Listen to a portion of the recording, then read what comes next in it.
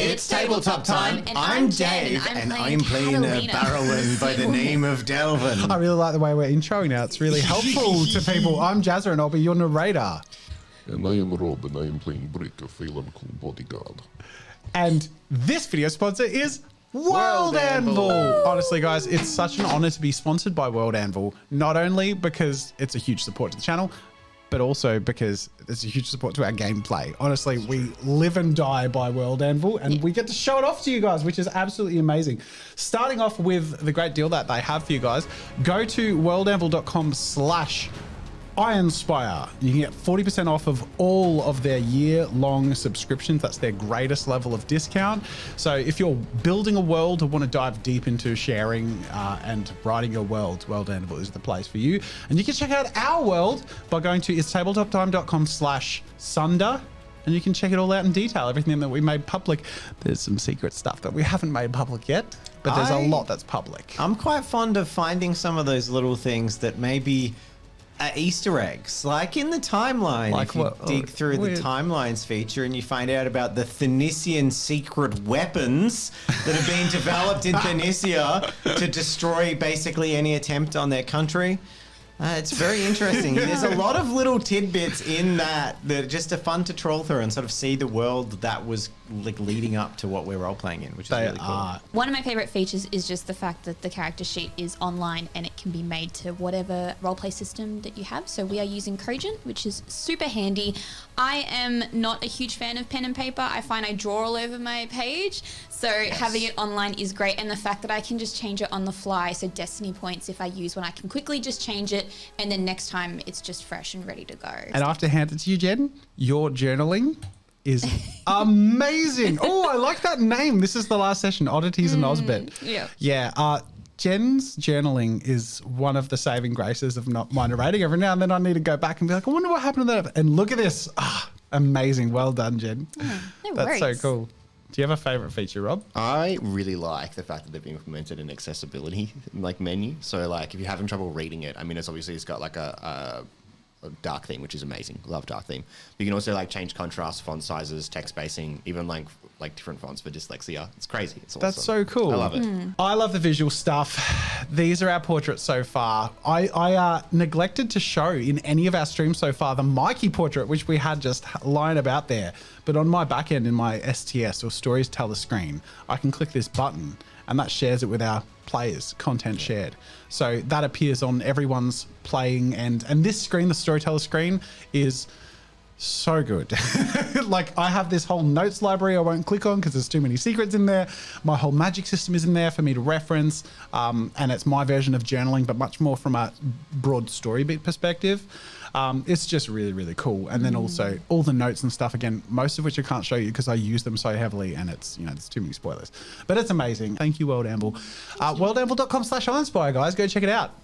Let's do a recap, shall we? I guess let's go character by character.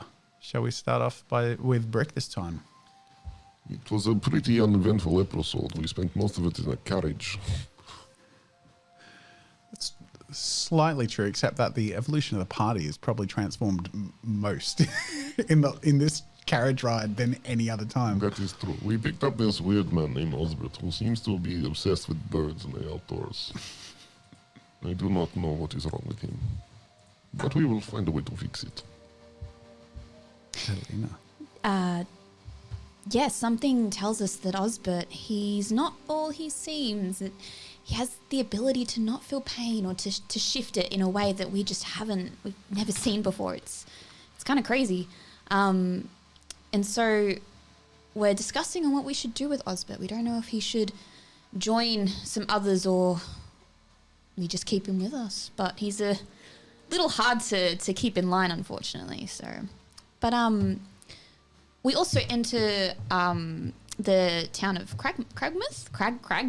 I can never say the town names. I'm terrible with. That's right. With Cragmouth. Yeah, and then you can continue, Delvin. If you remember. Ready to meet Catalina's mum for a meeting, and I tried to teach the kid that he doesn't have to steal all the time. I had a beer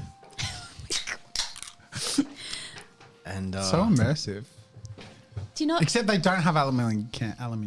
Anyway. What are make their noise. cans made of? I think my companion summed it up pretty well, but that there's- man's definitely magic. I wrenched me bloody magic bone, whatever you call it, while I was trying to find that out, and now I really just want a good meal, and I walked him around the town for a bit. And what? If we're where we picked up last time, it's midnight and I'm about to go to bed. Catalina also met with a woman called Satra, who said that she was with Melba. And she tells me of the children of Amard and the mother, who are a collective of people with magic abilities, who wish to see the King of Flames fall. So they very similar in agenda to what we're looking to do as well. And she told me to meet with High Daughter Sienna when we go to Bartwell Keep. Or after Bartwell Keep. After Bartwell Keep, sorry. Yep. So I think the idea was from that conversation that you would tell her where you want to meet Yes. with High Daughter Sienna. Yes. By note or in person, because she said she'll be down there in the morning. Yeah, beautiful. Cool. I think that pretty much sums it all up. And where we left off, basically everyone was sorting themselves out for the evening. Mikey and Pemble and Delvin were sort of taking shifts, sharing, looking after the wandering Osbert. And eventually, by about midnight, he actually settles off to bed. He seems really content with having just followed every single impulse to just sort of, and sometimes he'd sit still for like 2 hours, and sometimes like it's hard to keep track of him or follow him around. Mikey disappeared for a couple of hours. Like after that, he seemed to want to explore the town and jump on the rooftops and whatnot. But he'll be there in the morning. But Brick, on the other hand, is actually in the middle of the street. Not just any street, but the street back in Fellbrook.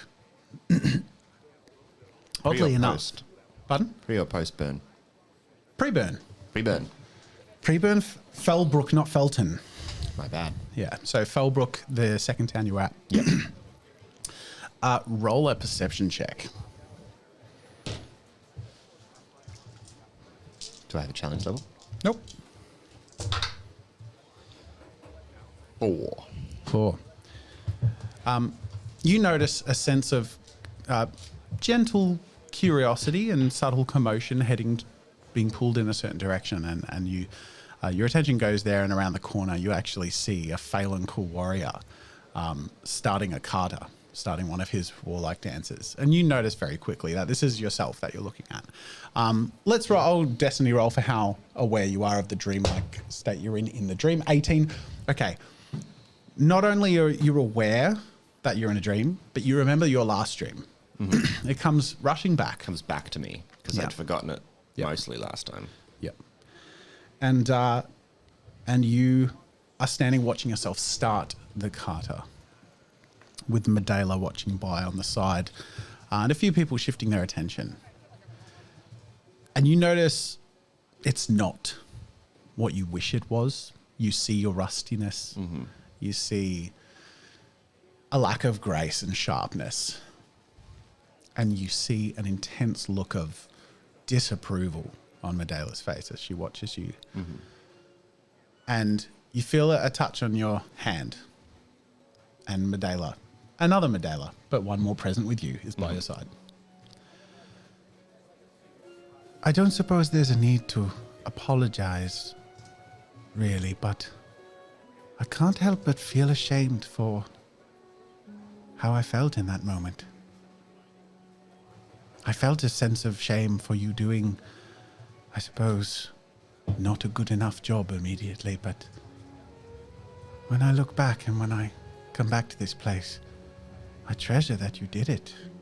Amongst strangers, you brought a piece of home back to me. That takes strength. What do you see? Poor foot placement. You were trained to only see where your function was worthy or not.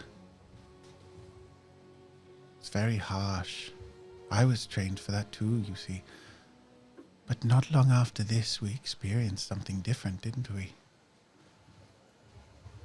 I wonder why it is this place I've come back to.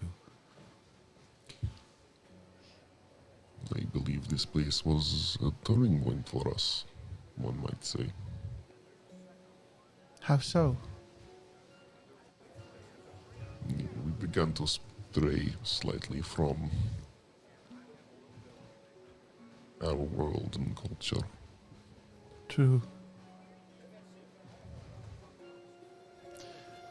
And though the tension and ferocity of the world ahead of us would continue to escalate and challenge us,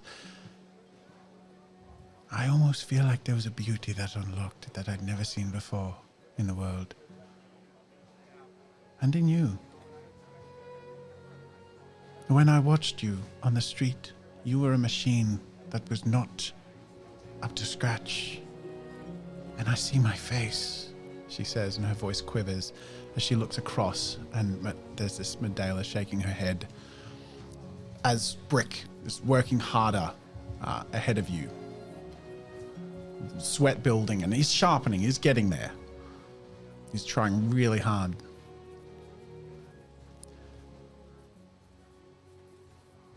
But you were always a person, and I never saw it. I was taught not to see it. And I fear you have been too. You're more. And she's turned, she's facing you. You're more than a machine. And I miss you. And she hugs you. I miss you too, little one. And you slowly wake and come back to reality. Tell us, Catalina and Delvin, what is the state that you are in this morning, and what time do you rise? We have a couple of rolls to make too, by the way. Yeah, I guess it depends on how I slept. Well, it's a pretty comfortable place. You rolled pretty well to find this place, so you get to make your roll. Now, this is a tricky one because you actually injured yourself, and I think mechanically, because you have -1 to all dice, and it's almost like a -1 to your mana. So it's like, aside from an empty mana pool. Your call, champ. Yeah, I don't know. It's all in development. It's a bit like, I'll tell you what, I'm going to D20. Above 10, you got a 2. Oof. All right, so your roll is basically a healing roll. It's a recovery roll. It's not a refilling roll. So roll your D1, and if you succeed, which you do, you awake with like these chills. That sense of vulnerability has dissipated, but you still feel empty inside. You still feel like this need, this magic that you wish you had is no longer there. And I'm assuming I'm healed my level 1 Yes, injury. you're no longer injured, but you are not replenished. So I'm going to roll for Osbert, who is fully replenished. Right. Well, we did give him a nice walk. You did. He's very thoroughly been walked around. Jen, do you want to? Well, actually, what Yeah. do you want to do? Because yours is a very specific Are we all? mechanism as well. Are we all in the I'm same? going to say you have different rooms. Okay. Yeah, I'm happy to play. Okay. All right. Take us through it. What do you play to? I am going to play. Catalina's going to play. The Benny Hill theme. No, just know that one. Something that has sparks a lot of vengeance. She knows she's going to see her mother, and she's hoping that this interaction will lead to Ainsley's fall, essentially. And she's pretty pissed off that this is all happening, and especially out of her control. Like, she has to go to her mother, of all people, to go fix things. Like, that's not okay. But at the same time, she's just driven by this to make things right. Cool. Yeah. All right. Let's roll for it. What was your mana pool at, by the way? 2. Okay. So So roll. roll 3. Roll 3. And you're really looking for 1. And yeah, you got it. Your heart fills with the satiated feelings of like the vengeance that will come, as you, almost like this music is giving you that drive and feeling that need. And the bustling downstairs starts to pick up. It's a much more early rising place, this inn, as it's a fairly militaristic and very industrious town. So a lot of people are sort of getting to work or starting early and rising. So it's pretty bustling by the time anyone heads down for breakfast. So Osbert is being guided out by Pemble. Oh, yeah. Just remembering all the characters' names. Sure. And Mikey isn't there yet. Well, he's not in the hall or in the rooms as you guys are starting to head down. Okay. And you hear the bustling downstairs. You head down and get some breakfast. What are you having? Says the tavern keeper. Just some of your finest fruit, vegetable spread, whatever, really. No worries. And yourself? Morning, Cat. Morning, Brick. Morning. Well, whatever I pulled last night is pulled now, and I'm all better. And I look at the barkeep. Not what it sounded like, sir. I'm fine. Your business is your business. I'll Yes. never get in the way of a pretty young man and lady. Oh. Just order, please. Oh, I'll have the house special. You've got it. All right. He walks away. And for Brick, my man over here, have you got any salted meat in the larder? Yeah, we have some hams that have been freshly, Ideally, the salted older and- stuff, rougher and more. Whatever's the driest, saltiest stuff you've got. I'm not sure we keep it particularly over-salted or dry, but I'll see what I can find. Does that suit you, Brick? I would like to do some training, so anything that is good for growth and strength. Oh, well, would you like my recommendation then? Okay, A soldier's breakfast it is. And he walks off. double it. He looks back and looks up and down and he says, "Oh, I know." And 10 minutes later, you're all sitting at a table, well, maybe not 10, 20 minutes later after it all cooks up. Large sausages, eggs and bacon, and a big hunk of like a full leg of ham that has been salted and cured and dried. But lots of very hearty, fatty, protein-heavy foods right in front of you. Delvin, basically the lot of whatever it is that you wanted and of the highest quality that they have. A nice good mix, and then a much more sort of fruitful breakfast for you, Catalina. I'm going to pay for mine and Catalina's. Okay. But just not make a deal out of it. Yeah, Just yeah. pay for mine and Cats and, Cool. and then leave that to Stu and see what happens. Now, it would be a time that you might be worried that Osbert would wander off if you weren't so curious about the different things on all of your plates. So he's gently sort of picking it like one thing at a time from each of your plates. As gross. At first, Pemble's trying to like rein him in a little bit, but it's keeping him here. So, and he looks pretty exhausted from having reined him in all night. Yeah. Like, I think I'd be pretty happy to share with him. Yeah, I let him take whatever he wants. how's Delvin go with that? I'm going to slap his hand away every time he gets close. Like he's not touching And he's my food. never offended. That you learn Yeah. this quickly about Osbert. He's like surprised, and then it's almost like woo. You all see Delvin move almost with a deftness you've never seen before, as this protective instinct of his food is just like whoosh, like flicks, like this hover hands, like when mothers become like helicopter parenting and they get like super fast parents I should say get like super fast defensive reflexes. Yeah. That, but for food. Cool. I just wrote a destiny roll of 4 for something completely irrelevant, but will be relevant one day maybe. Cool. So you're all enjoying a lovely hearty breakfast. You'll notice the bustles in the room sort of pick up and people sort of come in and out drifting towards their workplaces, but it seems a very work-oriented place. Mikey drifts in at some point. He's got an apple that he bites. He's got a bit of soot on his face. He looks like he's been around for a couple of hours. And he looks really proud of himself. And he sort of sits down. Everyone roll a perception check. Almost just rolled a d20. Oh, Well, Wow. no. To get dice out now. Perception. Wow. I'm going to say this one's challenge level 3. I do not pass it. Well, You do not I'm pass. going to pass, so it's fine. You Didn't do pass. not pass. Damn it! You should have kept that one, even though it was outside the box. I tried to do the whole was outside secret, the box. like, visualize success thing. It didn't work. Yeah. Yeah. Brick is the only one who notices, because Mikey sits down next to him, a slightly heavy pocket that makes a jingly sound as he sort of sits down.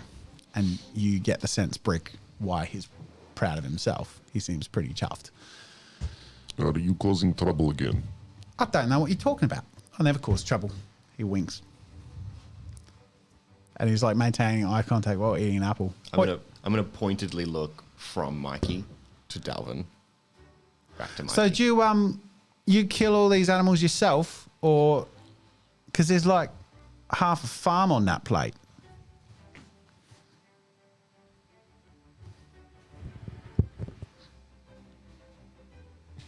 He's changing the subject. And Delvin doesn't catch your eyesight at all because he's too busy slapping off Swatting. Osbert's hand and trying to enjoy his meal. So what's the plan for today then? I know we're heading off to Bartwell Keep, or is that something we're dividing over? I'm not sure. As far as it being your business and all. No, I think that's pretty clear. But do we wish for our friends to go? I think today might be Elsewhere? the day that we part ways, Pamble. Doesn't surprise me. If impressions are important at all, his eyes widen slightly as he's like reins in Osbert's hand, and Mikey's just like soot faced, like chewing on the apple. And that means the two of you. I'll keep an eye on him. So we're square on the plan, right? So you want us to head out from here, not wait for you till you come back? I don't think we've got time. If you got to put roots down and find out who the hell's got tabs on my mum, well, we've only got 5 days left. It's going to take you most of that just to get to the barrows. I understand. So, who's going with who? Because I can't take this one if you want me to be in any way efficient, he says, nodding at Osbert.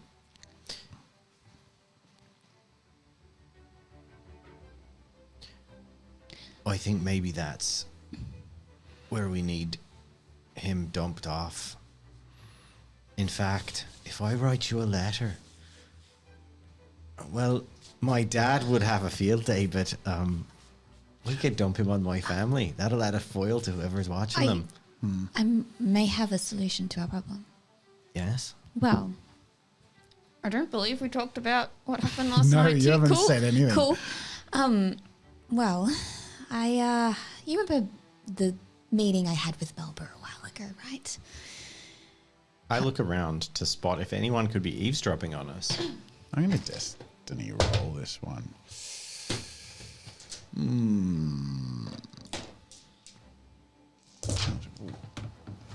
Okay, you're going to have to roll a perception check. Well, I mean, Challenge level 4. basic information, we're not in a private place. Yeah. I get 4. 5. 4. 4. You do notice that there is a more senior looking grey guard that seems to have shifted his position to be catching your conversations. Because you, as a group, still stand out Yeah, quite yeah. a lot. So it seems like someone is sort of trying to take advantage of that. Do you point it out to me? I just say there's a conversation for a more private environment, given that it pertains to our dear mothers and our wedding arrangements. And I give you a very subtle wink Of as course, I say it. being a diplomat, you know, I travel all over the place. I say that very loudly. Anyway, there is a certain individual. And we'll talk about that individual somewhere else. It's kind of a bit pressing. Well, we can. All right, let's finish our breakfast. We'll just go somewhere private. Come on, it's not that hard. You tell me now, or you tell me in 10 minutes. She in the inn, Satra. Yes, I'm going to say, moments before this conversation started, you sort of see her drifting, and that may have been what prompted you to bring up this potential solution. And she's sort of sitting in the corner of the room getting herself a tidy little breakfast. Okay, cool.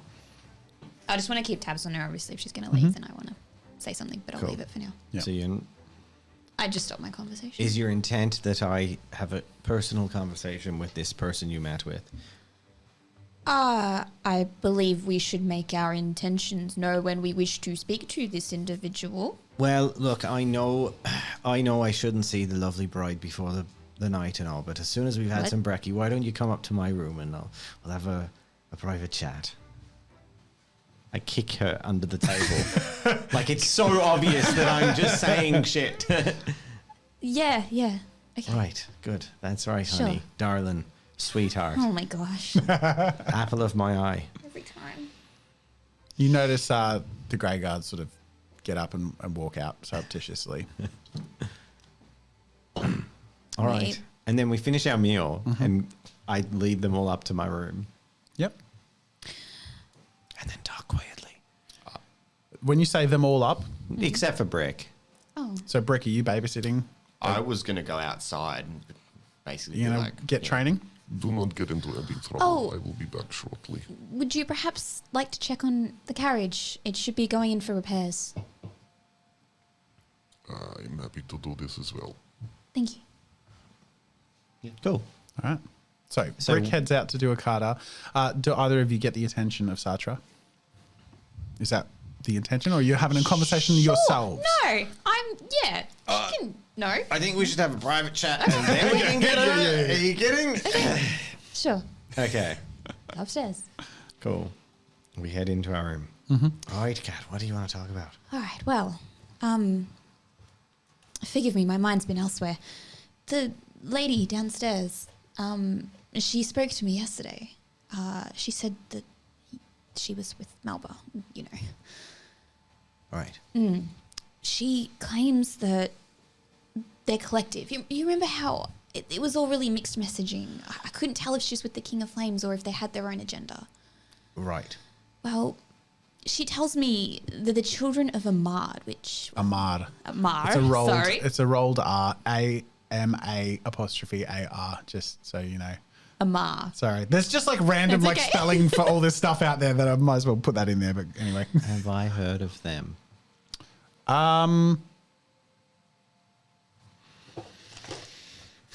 Make your trader check. I'm gonna say for this one's challenge level 5. Yeah, I was going to guess it was going to be really high. No, you have not. Well, they are a collective of people with the same abilities as you and I. And they claim they want to see the King of Flames fall, just like us. Right. Well. Interesting. That's a... Have you told him about Melba? Sort of.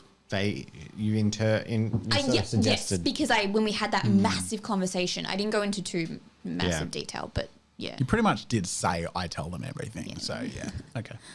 Right. Interesting. That's not a very good lie. So it makes me think it's probably true.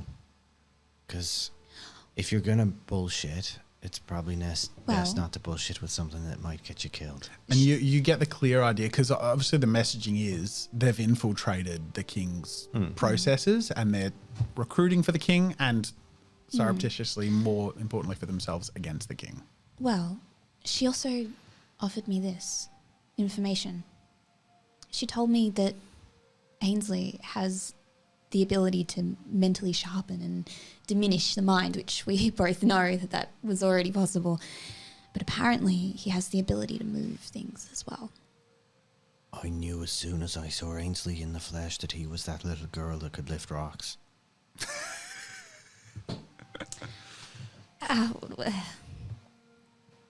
Sure, whatever you wish to believe, I guess. Anyway, there is another, high daughter, who wishes to speak to me.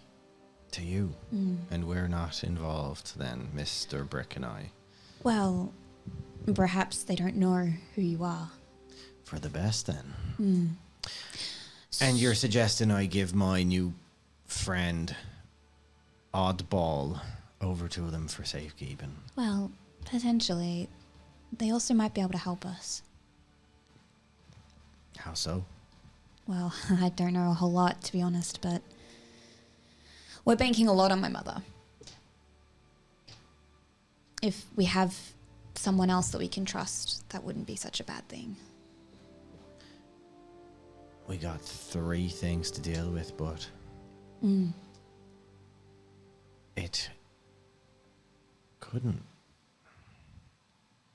So what's the bargain? We trade the old man to him for... But are they collecting people? Well, What are you thinking? they don't seem malicious in their intent. Unless you're the King of Flames. Well, but that's different. I don't know. I feel like I'm at a loss here. Either way, I'm pushed up against a wall and Well, I don't know. would you have us speak with this lady? Yeah. All right, let's see what she has to say. Do you want to go fetch her? Oh, you want me to bring her up? Yeah. I guess. Okay. She is your, one of your bridesmaids or something. Friend of the family. Go downstairs. Okay. Go get Sutra. She seems to be sort of finishing up and about to head out when she catches your eye. Good morning, Catalina. Morning. I trust you slept well. Yes, it was pleasant. I hope you did too. Of course. If you don't mind, my associate and I, we'd like to speak with you again, if you don't mind. Of course. I lead her up. She follows you along with you. Great. And this is your associate, I trust. Hello. And she holds out her hand. I am Satra of the Children of Amar. Hello, She says Satra. that in a quieter tone. I shake her hand. And you are? An interested party. You need say no more. What inn, may I ask? What are you planning on doing with all these magic folk you're collecting? Several things. The most important to learn, as Catalina would know, there are many resources back in Phoenicia, a library in particular where studies are held. I'm aware of some studies that have taken place, but we do not know everything about this magic, and anything we can garner is important about how it's gained, learned, and shared. So, that is where we ask people to join our cause, to fight against the ignorance and the power-mongering of those at the top. Well, I happen to know some information that would probably be of use to you, and I'm a man who can get more information. But I wonder how vast your network, how connected. We are growing, but still small. But we are viciously passionate about the equality that is being challenged. This is an opportunity. We see it as power has always been a thing of control, of subjugation in these lands, and it is high time for a change. They're called the lands of Sunder for a reason, and it's because of how heavily divided they are and have been for over 700 years. I think it is high time that we find a way to unify, and maybe this magic is the thing that could bring us all together and raise the lowest to the highest of kingdoms. Well,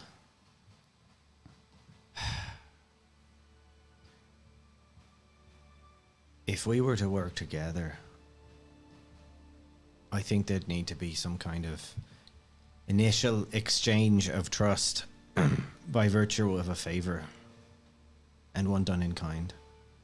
How so?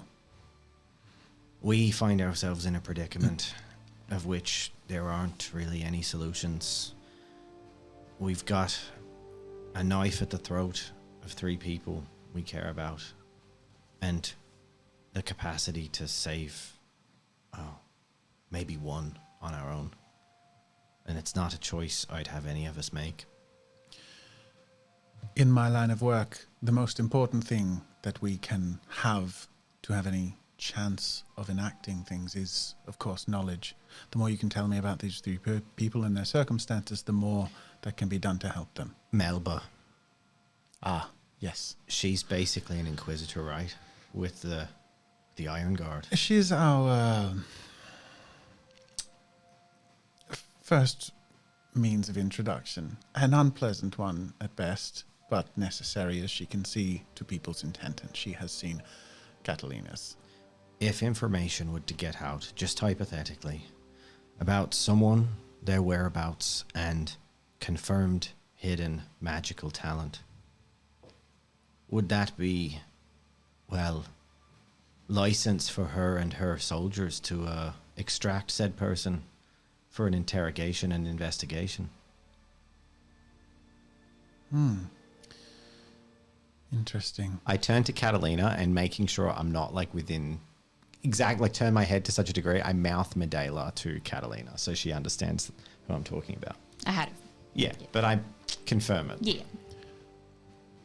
I'm not sure. It depends on their position and their loyalty to the king, their apparent loyalty. What do you have in mind? Well, here's the first bit of information for free. We know someone who wants us to kill Melba. Flat out. He's literally hired us to kill her. Well, Sorry, you're getting people confused here. no. Melba's the recruiter. The assassin is not Melba. The assassination is but we were told to kill the Melba. the mother. The mother. The mother. Oh, right. Okay. So cool, cool, cool. Melba's like the entry point, but this is the top of I'll their say organization. we were asked to kill the mother. I see. I wouldn't say recruited. I said we were being blackmailed and we're offered 3 ways out. That way out, well, that was one I didn't want to take right from the get-go. I don't know any mother that I want to kill. Mothers are lovely. This is critical information in that, with a little time and planning, after you meet with your mother, we can formulate a way to enact a ruse. So it can look like your intentions are being carried out. Well, I guess there's 2 ways I can see this going. That sounds smart and stealthy and low-key and very nice. But I plan on, well, it's hard for me to say this, to be honest, but, and I pull out my little paring knife and I'm like, I plan on sticking this in someone's throat. And that's the man. Wasn't that taken off you when we entered the town? My paring knife is No. gone! Yeah, it was. Was it? You took my paring He knife! handed it over. You go No to breach paring it. knife. I pull the silverware butter knife that I stole 2 towns ago out of my wrist. The silver Yeah. knife from the inn. Hey, you can do it with a spoon. Yeah, I go, I kind of want to kill the prick. I kind of want to kill the prick who ordered us to do this. So, the way I see it, an enemy of my enemy is my friend. That's the saying, right? Well, this man wants the mother dead, and he's got someone. 3 of yours. The Well, mother. We figure. Well, I figure maybe you're the solution to one of them. So if these 3 you care about and need protected were to be at every effort we could make protected, Made safe, yes. then we would surely have earned your trust. And that's the thing, right? Is this one of those 3 people fits the bill I just described, but Ainsley, the man who's after the mother, has got her. So I figure if at least the authority of the Iron God could pull her away from that situation at the opportune time for an investigation, even if it wasn't permanent. I don't know how the Iron Guard work, but I'm assuming they could pull someone in for questioning for hours or something. Hell, they did it to me. If we could get this person away from Ainsley at the right time, well, we know they're safe. And once he's dealt with, well, I know for a fact his network will be dealt with. How long do you have? 5 days, right? We stayed only No, you did count the first night when we stayed in town. So yeah, this is the second morning. This is the second morning. Yep. That takes away our ability to be flexible somewhat. And it requires a little bit of thought and finessing. How about we meet here this time tomorrow? After we've met with the mother. It's enough Your time for mother. me to make correspondence where I need to, formulate some suggestions, and we can come to an agreement and a plan. And perhaps that could be soon after which you can meet High Daughter Sienna. I will warn you, it will come with a meeting of Melba to this one who has not, passed that first port of call, unless it is just yourself. I understand. Which you're invited, of course, to do. But in doing so, I would ask you tell me everything you can about everything you know about magic amongst yourselves. For this is the thing we share. Now, I have shared with Catalina what I can do, and she can relay that to you. But I would like to know of your kin. Well, I think I might just be one of the most useful pricks on this damn continent. You see, for whatever damn reason, I can sniff it out. Roll a perception check. Let's do it. 3. 4. Smashed at 5. No, 4. No, 4. Okay. Her eyes flicker, like widen ever so slightly with surprise. I see. Yes, we must meet this time tomorrow. So if there's anyone that you could have on your side. And though we don't know in detail or in any specificity of what your ability is, I do. we know you have one. I give her a little nod. Tell me. Well, I suppose I possess the ability to change someone's emotions and read them, first off. I've done it a few times, but it does require me to do something that's maybe against what all of Thanicia believes in. But that's not important right now. But that is what I have. Okay. Plans may change, of course, based on whatever information or plans you make with your mother. So it wouldn't be wise to dive into any conspiring at this point in time. I look at Kat, making, like, weighing myself heavily, and then look back and I say, even if we don't make an agreement, the girl's name is Medela. She's about 14. She's a Phelan. Oh, She's the daughter of a politician and in Ainsley's care. And even if we come to no agreement, I would think that, or I would hope that, if she was of interest to you and we failed, well, perhaps you might find her a better place than in his care. I see. That is also extremely crucial information. It seems some of these tidbits are fairly vital. That does give me a lot to work with. I'm fairly certain I know who her mother is. So, aunt, sorry. I can work with that. I can work with a lot of this. But if there's anything else you can tell me, it will help. Well, do you have a place or a person that accepts people with these abilities? Hey, he's my oddball. Do you really want him around? In Thanicia, yes. In Tunisia? In Thanicia. Right. We have been, well, that's part of what we've been doing. That's a, Safekeeping from the king, you understand? it's a fair travel from here. Those who Those who need to be taken out of the line of fire are taken to Phoenicia. Those who can contribute their skills, of course, well, where we can work with them, we do. I wanted to stock my hand full of cards, Cat. But I think he's going to get in the way of Pemble having any chance of protecting my mum. And if Pemble and Mikey are the best thing we've got to protect my mum, I'd say that of all these plans, I've got the most risk of losing. So, we've got one. You might want to look after him. He's... I'm sorry, with you here, Right, yes. but one not capable of participating in our plans. Well, you see, I really don't want to tell you everything right now because I don't think we've come to some kind of agreement, but I entirely understand. you're staying in this town, right? I am. Have but you got any contacts in this town that are not of high level? Just someone who could maybe look after someone for a day? I'm afraid not.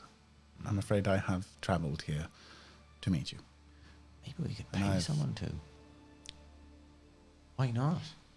I think perhaps for now it's fine. Or you could just hire someone to, like, watch him. Like a dog walker. Yeah. Oh, a dog walker's a great idea. Let's find a dog walker. I don't think we can do that. Honestly, we could... I mean, ethics be dashed. We could just throw him in a cell and lock the door. Oh, that seems inhumane and cruel. He won't remember Anyway, it. we've taken far too much of your time. Thank you. I hope that you can take some more. This is the most compelling conversation I've had in a very long time, and we are eager to make change. So, tomorrow... I've got a question. Yes. One more. How do you get your mojo back? You truly are all learning. It's all so sudden. I've had mine for a bit longer. I mean, how do you? I know how I get mine back. Oh, so you want to ask? I want you to asking share with specifically? me something private to you. I see. Well, as Catalina would tell you, mine, she reaches out, may I? Sure. She puts a hand on your shoulder, and you feel a surge, like a lightning bolt, tearing through your body in an exhilarating fashion, igniting every fiber of your being, literally. The synapses fire in your brain. You are sharp, you are awake, even though you were just waking up. It's like you've had 10 coffees with, none of the negative feelings, but all of the energy and impulse and exhilaration, and then it's gone as she pulls it back. My gift is an interesting one. But for all of the energy and sharpness and shock it provides, I need to be in a state of great peace to enact it. So I find that silence and meditation where possible. I'm guessing that I got the little tingles when she did, obviously, but when she Oh, did the yeah, magic, yeah. You I was like, magic is identified- happening. Yeah. Oh, it's super obvious, but I just want to confirm You're- that I haven't got a vacuumous No, hole where my magic and wand you would was. identify innately more than Catalina would, because that's just sort of part of your. In the same way that Catalina would just be better at reading people's emotions without using her magic because she's so tuned to it. You certainly know pretty quickly, especially because she showed you and it channeled through you. This is like the ignition of energy itself in living beings. And further to that, was that something you have inside you or something you have inside an item? That's me. Right. But this, and she reaches out and she pulls out a little stone and piece of metal and sparks, and then holds up this flame, and it channels into an orb that looks like a small sun. This was a gift from the mother. She gives her gifts to those who show their loyalty and put their talents to good use.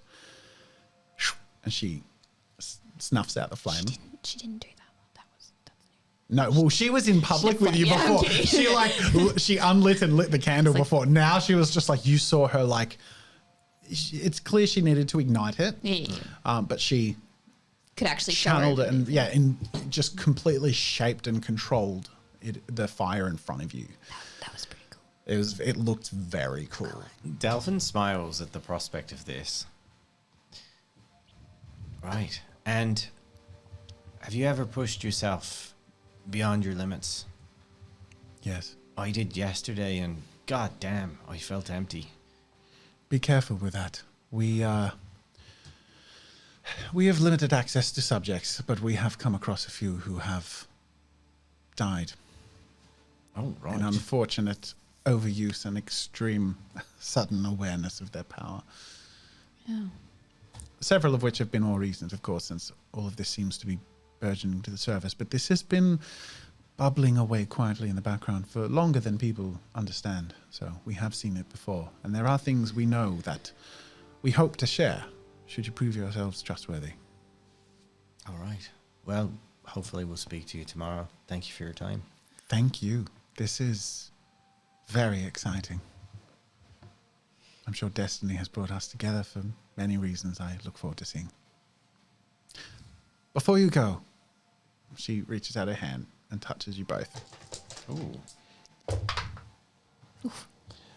You both feel this surge through your body, and I'm going to give you all +1 to all of your rolls for the next few hours. Should have come upstairs. So you're just like, you are just awake and sharp, and both of you notice more. You are more awake. You are more peaceful. You are both, everything is quieter and louder all at once as you will it. It's like this intense control of your body and its energies that you've never felt that you've had this access to. Yeah. That's it. That's good. A gift That's from good stuff. the mother. She smiles and nods Thank and you. says, "May her grace be with you, and I will see you tomorrow." Take care. She heads out. She leaves. Meanwhile, we duck outside, and Brick, take us through what you do. You walk out into the street. It's starting to be a bit bustly, so Yeah. you do your usual. Yeah, I mean, the carriage place is just down the road, apparently. I'm pretty sure that's what we rolled. It's like, 2 doors down. Yeah, I'll go and do a quick checkup. And because you rolled very well last night, they're just putting some finishing touches on some of those repairs. It's not the carriage it was 3 days ago, but it's much more, stable. Sturdy. Yeah. So this like carriage yard where they're working, can you describe it to me? What's it look like? Is there like a big There's a few things out in the open. Yeah, it's like sort of fenced off. It's more like a workshop thing. So it's sort of undercover in a large sort of almost like a stable. Yeah. But lots of carts inside that are being worked on, and yours got priority just because obviously you paid higher, and the others were sort of in a state of mid repair and waiting on drying or whatever. So so it was a quick sort of mechanical fix up Are there any like large open spaces that are somewhat private, inside the building. or even like in a courtyard? I'm gonna cautious of just- doing a carter in the street. Okay, I'm just going to destiny roll for you. So Jeez. it's a 9. Not really. I'm going to say it's a fairly large workshop, and they haven't got a lot of business at the moment. So, Cool. so you probably could do it in here if you got permission.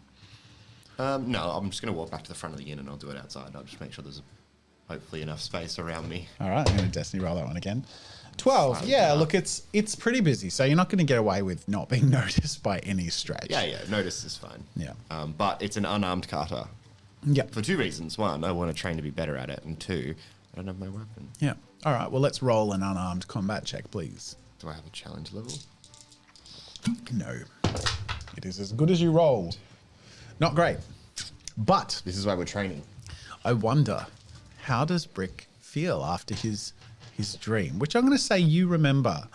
After a performance like that, he's pretty frustrated. There is a lingering voice in your head that says to not be ashamed of not being a machine. Just this feeling that you have that lingers with you. Yeah. Yeah, I'd probably try again. Can I? Yeah, of course Yeah, you can. I'm I'm gonna destiny roll the wear on your body that this will have. 9. You're all right. Do another roll. Okay. 3. Slightly better. Bit better. Bit sharper. Do I have I drawn any There's a attention? grey guard. Is that you look, you had a pretty good perception roll for Mikey, so I'll say you noticed him sort of listening to the conversation in the inn as well. So, but he's sort of lingered outside. This grey guard and he looks very capable. And he's ended up sort of standing and watching you. And as you're wrapping up your second kata, it's like, so that was a second round, correct? I saw the same moves. You've done them all the way around once before. I was not happy with my first attempt. The second was better. Yes. You're I am failing. capable of better. Have you met much animosity around here? I meet animosity anytime I leave home.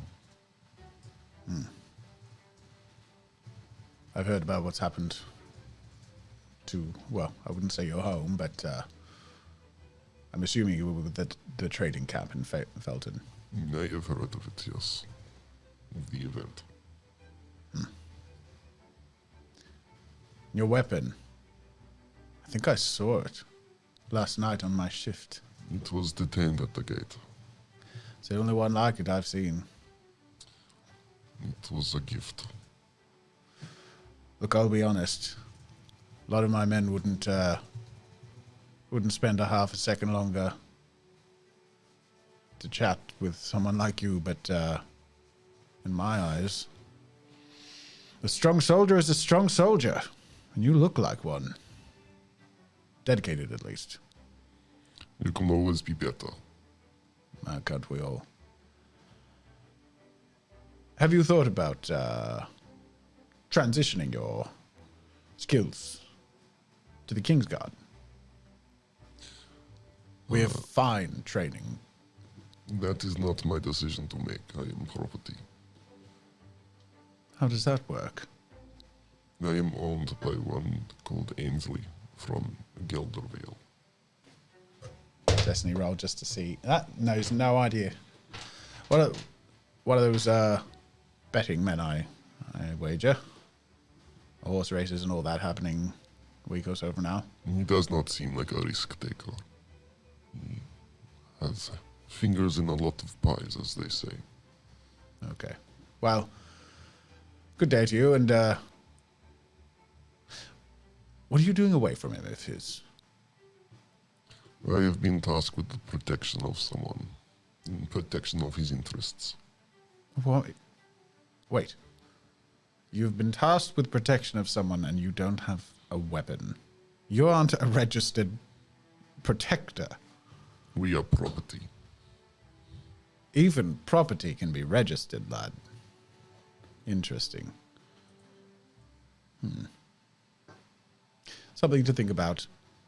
You'll need to, of course, declare a neutrality at worst, but a loyalty to the king to wield a weapon in his cities. But, protection must be done efficiently if it's to be done at all. Most of the time I like my chances, regardless of whether or not I am armed. I would agree with that. If you don't mind me asking, those people you were with, I overheard some of the conversation this morning. They mentioned Melba. I've heard of this woman. My cousin's actually in the Grey Guard. Faced a world of trouble up in Felton. He wrote me mentioning this Melba character. I know nothing of her, but she works closely with magic. Do your friends have anything to do with what's going on? Do they know anything that could be of help? I am unsure. I am honestly just tasked with their protection. Well, knowledge is power, so if you learn of anything, make sure to put it where it works best in the service of the king. All hail, King of Flames. He nods and Thank you for your conversation. he looks a little like he maybe did something he shouldn't have. in having the conversation with you, but he walks away. He seemed to have admired what you were doing. So you probably get the sense he struggles to get his men to focus as much on training as you do. I got that. Yeah. All right. Shortly after which, so Delvin and Catalina, you've just had this lovely little surge of happiness thrust upon you. How do you interact as you leave and follow behind? I let her leave the room fully. Yeah. So, we putting all our eggs in that basket. I don't know. I hope it was the right thing to do. Look, you can take this for, I don't know, believe whatever you want, but from my experience, as much as someone wants to rail and scream and desire some kind of change, no one can really do it on their own. And you'll always end up in bed with someone you don't want to in order to get something done. So, the way I see it, from who we know, we got, well, a monstrous king, who we all know was rotten to the core, killing town folk and all that. And then we've got an asshole, gambling man, prick, merchant, bastard who's holding our families to ransom. And then we got these folk who kind of just seem to want to know more about us and might be able to help. And if at the end of the day they screw us over, well, the only difference between them and the other folk is that they're going to do it later rather than right now. Yeah. I suppose you're right. Well, we also may have found a teacher. A teacher? Yeah. Well, I'm all up for being a enemy of the enemy friend sort of thing, but I'm not going to be jumping in with Team Goody Two Shoes right away. Something don't sit right about it. I reckon there's strings attached that they're not talking about, and I think we've got our own things going. So I ain't gonna go off to magic school or whatever. No, Sorry, not a chance in hell. So no, I share your concerns. Anyway, we should probably make our way. Right, let's go find Brick and see if he's actually seen to the horses. Are you guys still in your upstairs room? Am I heading downstairs? I would have gone back into the inn at this point. I would also say the cart would be sort of brought out and ready and sort of it's waiting for you all in front of the inn. Yeah. You all meet together. Pemble looks a bit exhausted for 40 minutes of managing Mikey's impulses to try and pick a pocket or two while keeping an eye on. You actually notice they're away from the table now, which has been cleared and made room for future guests. And Pemble is sort of looks super conflicted because he can't leave because he's waiting for you guys to return. But meanwhile, Osbert is sort of wandering around to other people's tables. He's just had enough, yeah. And he's just like, oh, that's come back here. Oh, anyway, so he's like working really hard, just like distracting him, like, oh, look at that. There's a spider in the corner of the room, and every now and then he'd be like, he looks just super distractible. Everything just is like intriguing. So, we thank get God, he says, seeing you two head down. What's the problem? Just corralling this one. Did he reference one in particular? These ones. Says these ones? Yeah. Delvin's face drops to just look very cold and then says, what do you mean these ones? Just the old man, right? The young ones got habits of taking to survive. Look, I don't blame him. I understand it. But it's not helpful. I think it takes some unlearning. Right. And I walk up to Mikey and grab him by the arm. Not too firmly, but like enough. Yep. And then lead him out the front door. Okay. You lead him out the front door. Hey, what's this all about then? I just walk. Where you going? I see. Hang on. He's going to be... I'm going to roll for his temperament. All right, 12. He's like perturbed, but he trusts you enough that he's not like struggling too hard against you. He's like, all right, what's this all about? Where you taking me? What's going on? We got another lesson? I just don't speak until I take him outside to the front of the tavern. And you're outside the front. Brick is out the front. And as then well. any people around? Not really. A few people have sort of stopped to watch Brick, but when he started having a conversation with the Grey Guard, they sort of dispersed. So not really. All right then. I stop and let go of him. I mean, gee, you need to be so rough. What's going on? Something happened? Well, we're done, aren't we? What do you mean? Well, I've just heard from my friend and longtime companion Pemble that you've been a bit of a handful. What?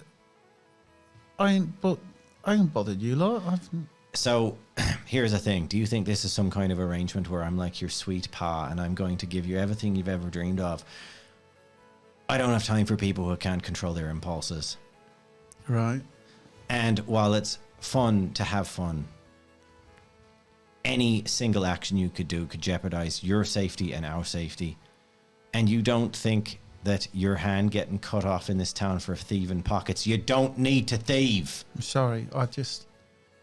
I mean, I thought if last night, if no one knew it couldn't get back to us, I didn't think it was a... Here's the question. What's the point of it? I mean, it's the only way I got through the next day. Really. Right. How hard has getting through the next day been the last 3? So do you steal because it gets you excited in your heart, or do you steal because you need to feed yourself and the people in the streets with you? Because that's a question I need answered before I tell you a word more about my upbringing. He's like, at this point, he wipes his nose on his sleeve and you can see him tear up a bit. It's like, it's just, I mean, I don't like it. It's not like it brings me great joy. I don't eat if I don't do it. So, it's like... You do eat if you don't do it. You've been eating well for 3 days on my coin.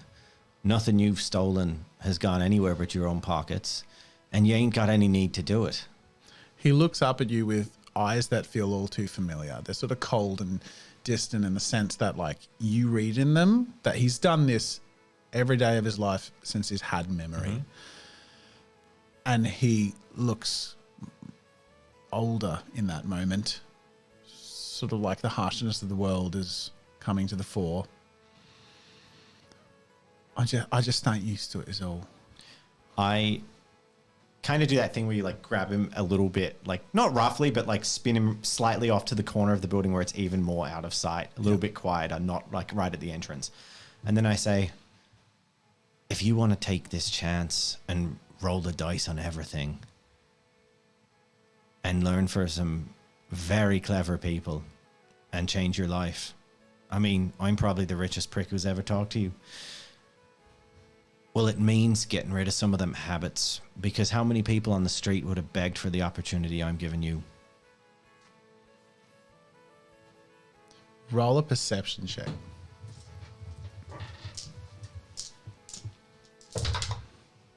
Oof, only 3. 3. Cool. You see a change in his attitude. He's sort of nodding. He seems to be considering a lot of different things. Not the sort of deep consideration that a 15-year-old usually makes. But he literally aged before our eyes.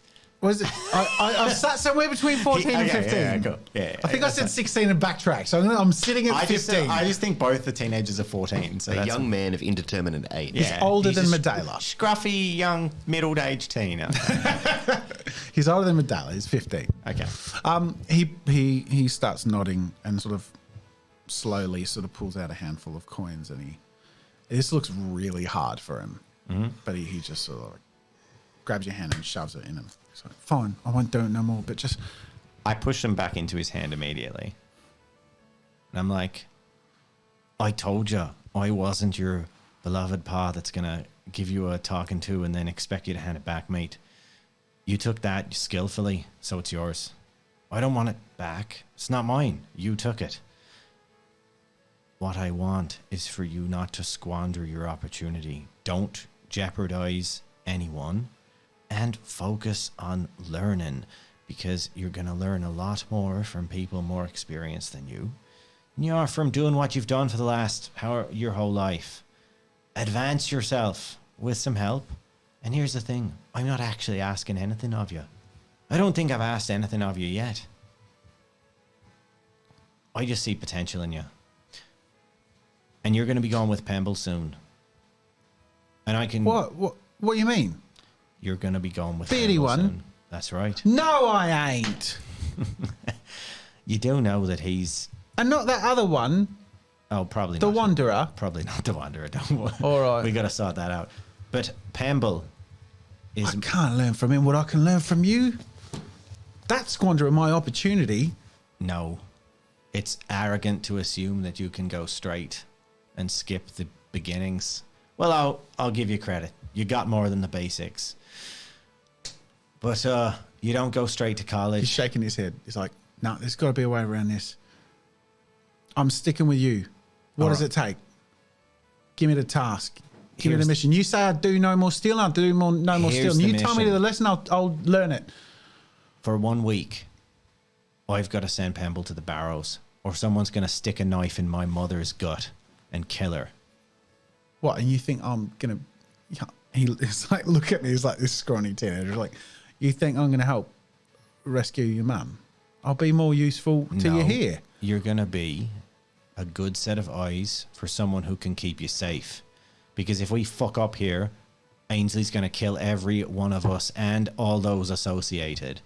So you can come back and spend some time learning with me. Absolutely. But after we've dealt with Ainsley. And to be honest, if you can be helpful in protecting what matters to me, you can be damn sure I'll be a little bit more likely to, well, teach you some of the things I've learned I haven't shown even my friends in there. I don't want to go. He says, his determination seems faded, but he looks up at you and he says, I don't want to be sent off. I don't... Look, we stick to our kin. If there's anything I learnt on the street, it's that. You're my kin. I don't know who that old man is. Pemble, Come on. I've known Pemble. You can find a use for me. You know I ain't useful to him, whatever this is you got. He'll be babysitting me and trying to rescue your mum. You're telling me you're useful and then telling me you'll be useless to my closest companion. I'm telling you, I learned from you and I'm inclined to listen to you. Not that I won't this one, but, you know, teenage angst and all that. He sort of shrugs. Come on, man. He looks like he's begging to go on a roller coaster. He's like bopping on the spot a little bit. I don't want to see another kid die because of me. No, you ain't got to worry about that. I can look after myself. And if I die, it's my own fucking fault. I asked for it. Right here, right now. You know it. Come on. I don't want to be what he is. I want to be what you are. He looks hungry. You've got no idea what he is. First mistake, underestimating him. He's just better at hiding it than me. Or less honest. Well, he makes it look bloody boring. Well, that's your problem. I'm grateful that you feel so attached to what I can teach you, but if you can't wait a week and spend it being born with an old man, then you don't have the impulse control I need to be by my side. He's looking more and more frustrated, like he won't take no for an answer. I can't tell you enough, man. I ain't going on an excursion. I can be useful to you if you have me here. Otherwise, I know. I just... Trust me. You can use me. I'll think about it. I'll do. What can I do to convince you? Give me something. Anything. Well, the number one thing you could do is learn to follow instructions. Give me one. I just did, and then I walk away. I just turn and walk away. As you do, I'm going to get you a roll perception check. This is separate to noticing anything about him. 5. Okay, yeah. You almost feel like you see it in his eyes as you turn to walk away, but you, from this moment, there's like this absolutely determined shift, and you hear the clinks of coins as they fall to the ground. And you probably glance back, I imagine. And he's folding his arms and nodding. And he just walks determinedly after you. Stubborn bastard's not going anywhere. The party is all together again, where Catalina and Osbert and Pemble walk out. Delvin's eating again. So, the plan. I don't think it was quite locked in. You were investigating other options. He looks at Catalina. I look at Delvin. Well, Mikey is refusing to go with you, Pemble, to the Barrows. Oh, I see. He looks over at Mikey, concerned. He said you were old and boring. What he is?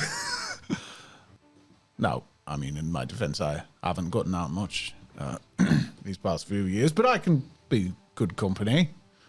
And I'm safe company, he says, nodding. And Mikey is just like determinedly like standing beside Delvin. Mikey seems to think he'd rather die doing something cool than be safe looking after my interests. The young one has a lot to learn, but he does, and with a knowing grin on his face, say, reminds me of someone I know, actually. Painfully. It's like looking in a bloody mirror. I wasn't that annoying, was I? Oh, I always found you amusing. Right. But, no, you certainly took some time to learn how to look after your own and your loved ones' interests. All right. Well, wait. I feel like there's not much to it. You can't wait any longer. You need to leave. I need to leave. Pemble, do you intend to make your way back the way we came, or are you intending to head just northwest? Most efficient path is through the roads and heading up through Iron Edge. I was going to go that way, but unless we need cover or something, I would need to leave today to make good time. Could you potentially make your way through Norwalk and Norgrab to the Barrows? Oh, I see. I'm just. I pull out my map. Yeah, so that's like the long way around. Oh, okay. They're not paved roads and they're not treaded often. Okay. He says, look, I'm going to level with you. If it was just me, no problem. If I've got dead weight on my hands, more of a problem. I wouldn't make as good time going the conventional path, but I'm confident in my riding. Well, Mikey, it seems like you're absolutely needed for this mission. It's a pretty important mission, I would say so myself. So you want me to go up the northern route? Well, it's up to Delvin. Direct north. It's up to Delvin. Really. Well, look, I'll do what you want me to. If you want me to take the lad, I'll take the lad. I'll tie him and gag him, put him on my horse, and head up the conventional way. Make it in decent time. What about the old man? Well, how'd your other options go? Well, we could maybe, but we'd need to look after him for a day here.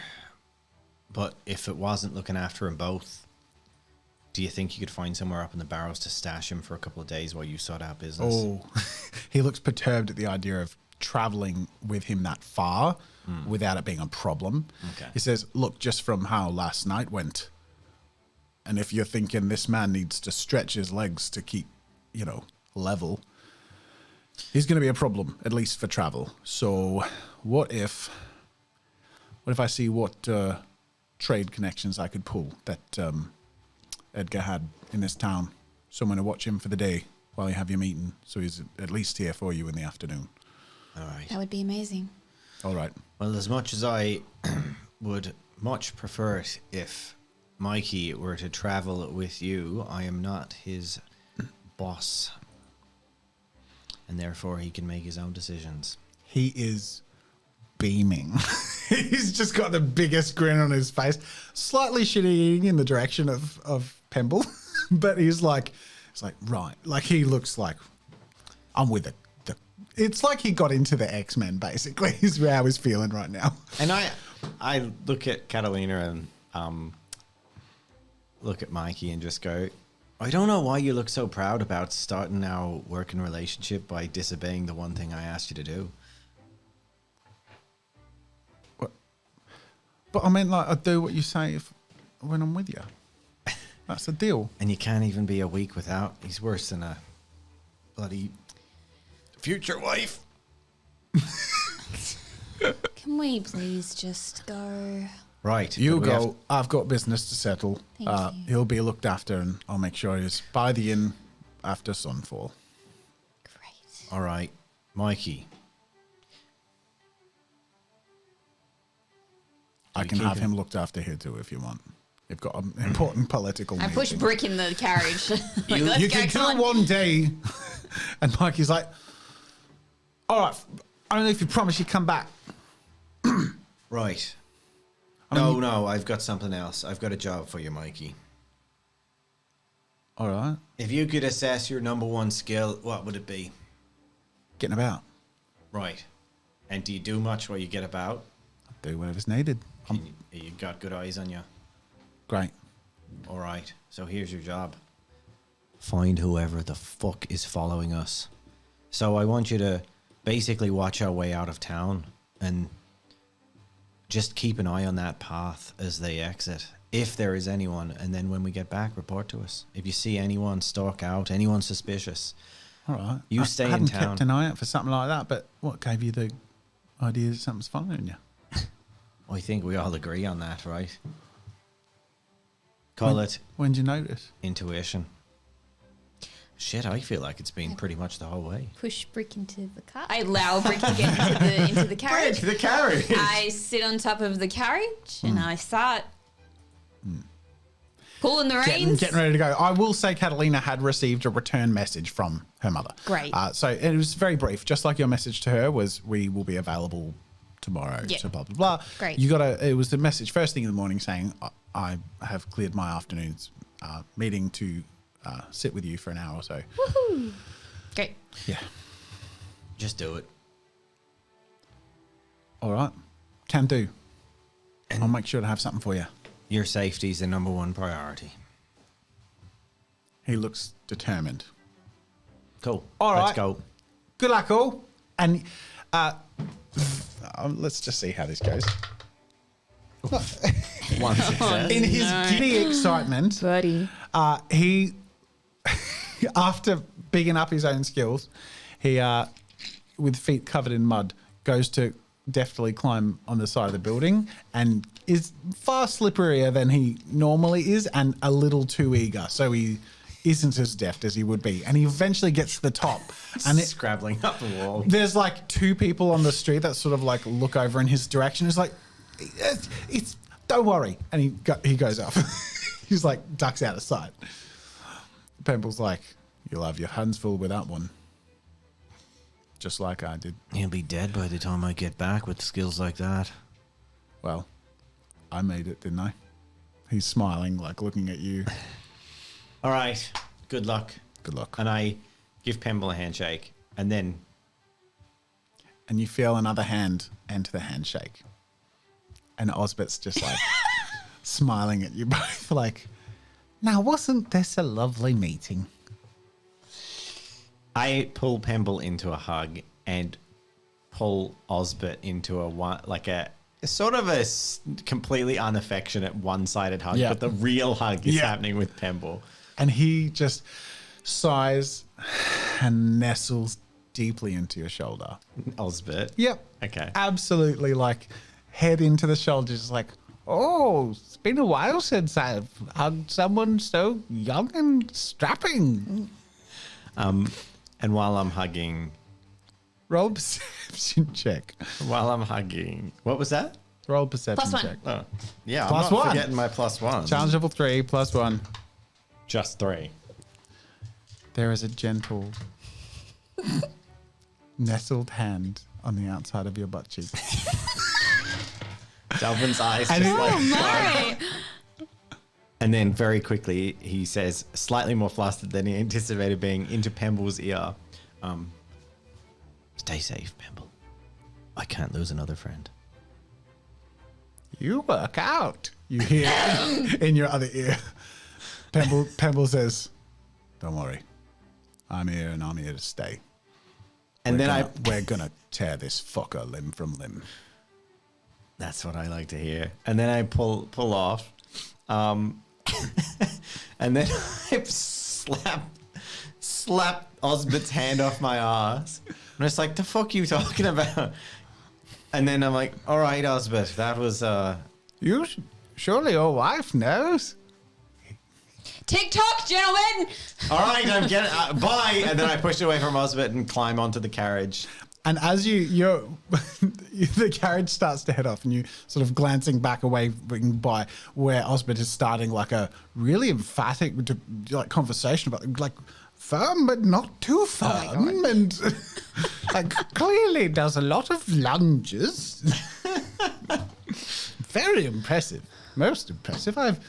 Anyway, conversation pieces up. I climb into the back of the carriage, muttering, like looking at Brick and muttering. I'm just like, if he thinks I've got a firm ass, I think he'd pass out if he touched bricks. Now you Need to click down with it. Let it be the last time he had a hand.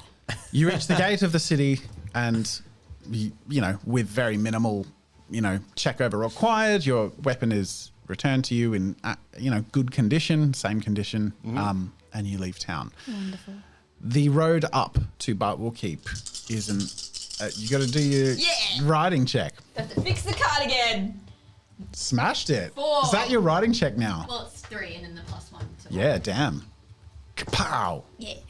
Wait, how many did you roll with? There were 5 dice. 4 and then the +1. You have a riding check of 4. Yeah, sweet. Okay, cool. All right. I'm going to say you guys have. Oh, well, okay. It's like a couple of hours, like 3 or 4 hours ride.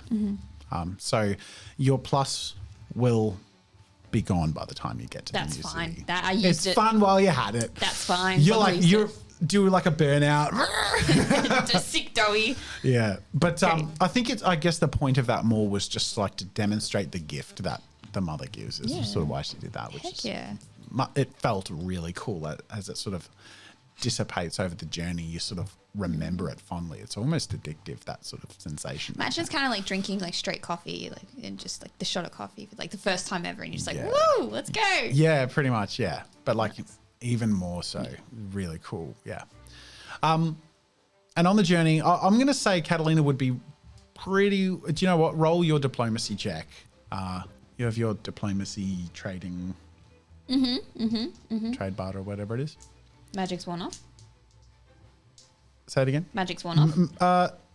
Oh, look, I'll give it to you. You would have thought of this while you were doing your cart ride. Might as well have fun with it while you can. 2, 3. 3. Yep.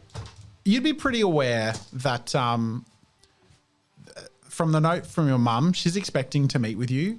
You've mentioned you have company, but it's not clear that she's expecting to meet with your company. Yeah, So it's just something to keep in mind. So it's fine. you're aware Yep. that you may not have your It's all good. friends invited to this meeting. You see off in the distance Bartwell Keep, which is an old-looking building with a surrounding wall and a little bit of a city sort of, I don't know what you call it, like a township thing. Words, nice, eloquent, descriptive words Fortress? of this town, but it is a keep. It's an old keep.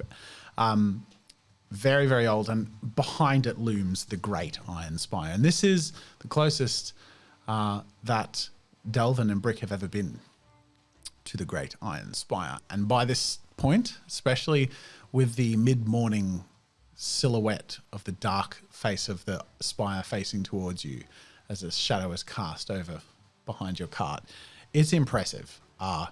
Sort of begrudgingly have to admit, it is like, how the hell did they build that because its girth at the base is as wide as a city and it stretches tall, pierces the clouds.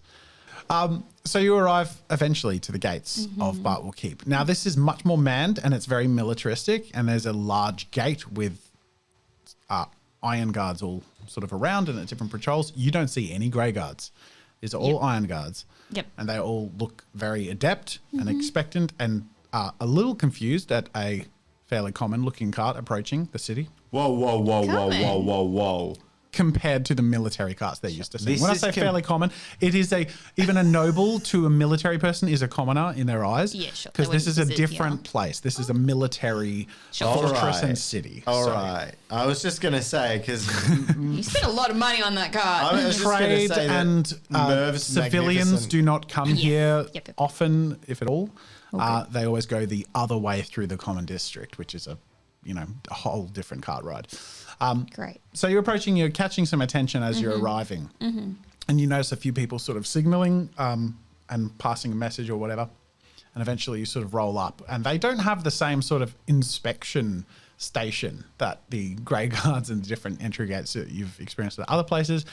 It looks very, fortressy. Yep. But it doesn't look like it's a common thoroughfare. So there's a unexpected sort of stirring. And someone approaches who looks like an Iron Guard captain. It didn't roll. It roll. Okay. Ooh, great. It was a destiny roll of 4. I believe you have come the wrong way. You must be foreigners. No, my name is Catalina. I'm here to meet with my mother. She's bound here on duty. Oh, I see. One of the Thanisians. Yep. Do you have any paperwork? You got it from your mum, from the mail, right? Yeah, you'll have something. Didn't to you show. mail her to and fro that you were coming to visit? She would have given me anything, I imagine. Very well. He snatches it from your hand and walks away. He says, "You'll wait there," and he walks off. I shall, thank Guards you. watch them, and 4 iron guards sort of surround the cart and just sort of like stand quite firmly and just sort of keeping an eye. Good to see we're all keeping busy. And I met a very nice Iron Guard captain in Falbrook. oh, did you? Yeah, very nice. He was a really friendly guy. Yeah, he actually right. seemed all right. Yeah. Had a drink in the tavern. I think it would be really good to have a really nice Iron Guard captain. That would be a good posting. I'm just gonna like peek out the window. In a far longer period of time than you want to have happened, I'm going to say it'd be like half an hour eventually. He comes back sort of begrudging, but there's a woman following behind who you recognize, Catalina, is your mother. Oh, She looks hello. very similar to you. Her hair much grayer, sort of held up tightly in a bun and thin pursed lips. She's a strict demeanor about her. I won't tell you how she's feeling, but you may, if you want to, tell how she's feeling. But anyways, that's all I'll say. But she's approaching Yep, and that's cool. says, "That will be all, Reginald. Thank you very much." She says, "All right, fine. Just make sure you're done by the end of the day. We have far too much work to do dealing with civilian rabble." And he walks off. Please forgive him. I have made an appointment. I wasn't expecting you to have company. We can facilitate their being here, but sorry, I'm assuming that you have made yourselves known. There's 2 others in there. They would have seen. They're peeking through the thing anyway. She notices Brick. It says, "The Phelan Cole, has he registered his ability to carry that with him?" His weapon. Yes. Well, you would have to ask the person he's currently employed by, owned by. She turns to you. My previous owner did not think it was worth getting registered, as we did not spend much time near the capital. You were at the Phelan trading camp outside of Felton, correct? Correct. I see. But you're spending much more time here now. Where is your ownership transferred? It is owned by one Ainsley. Yes, so perhaps we should ask him.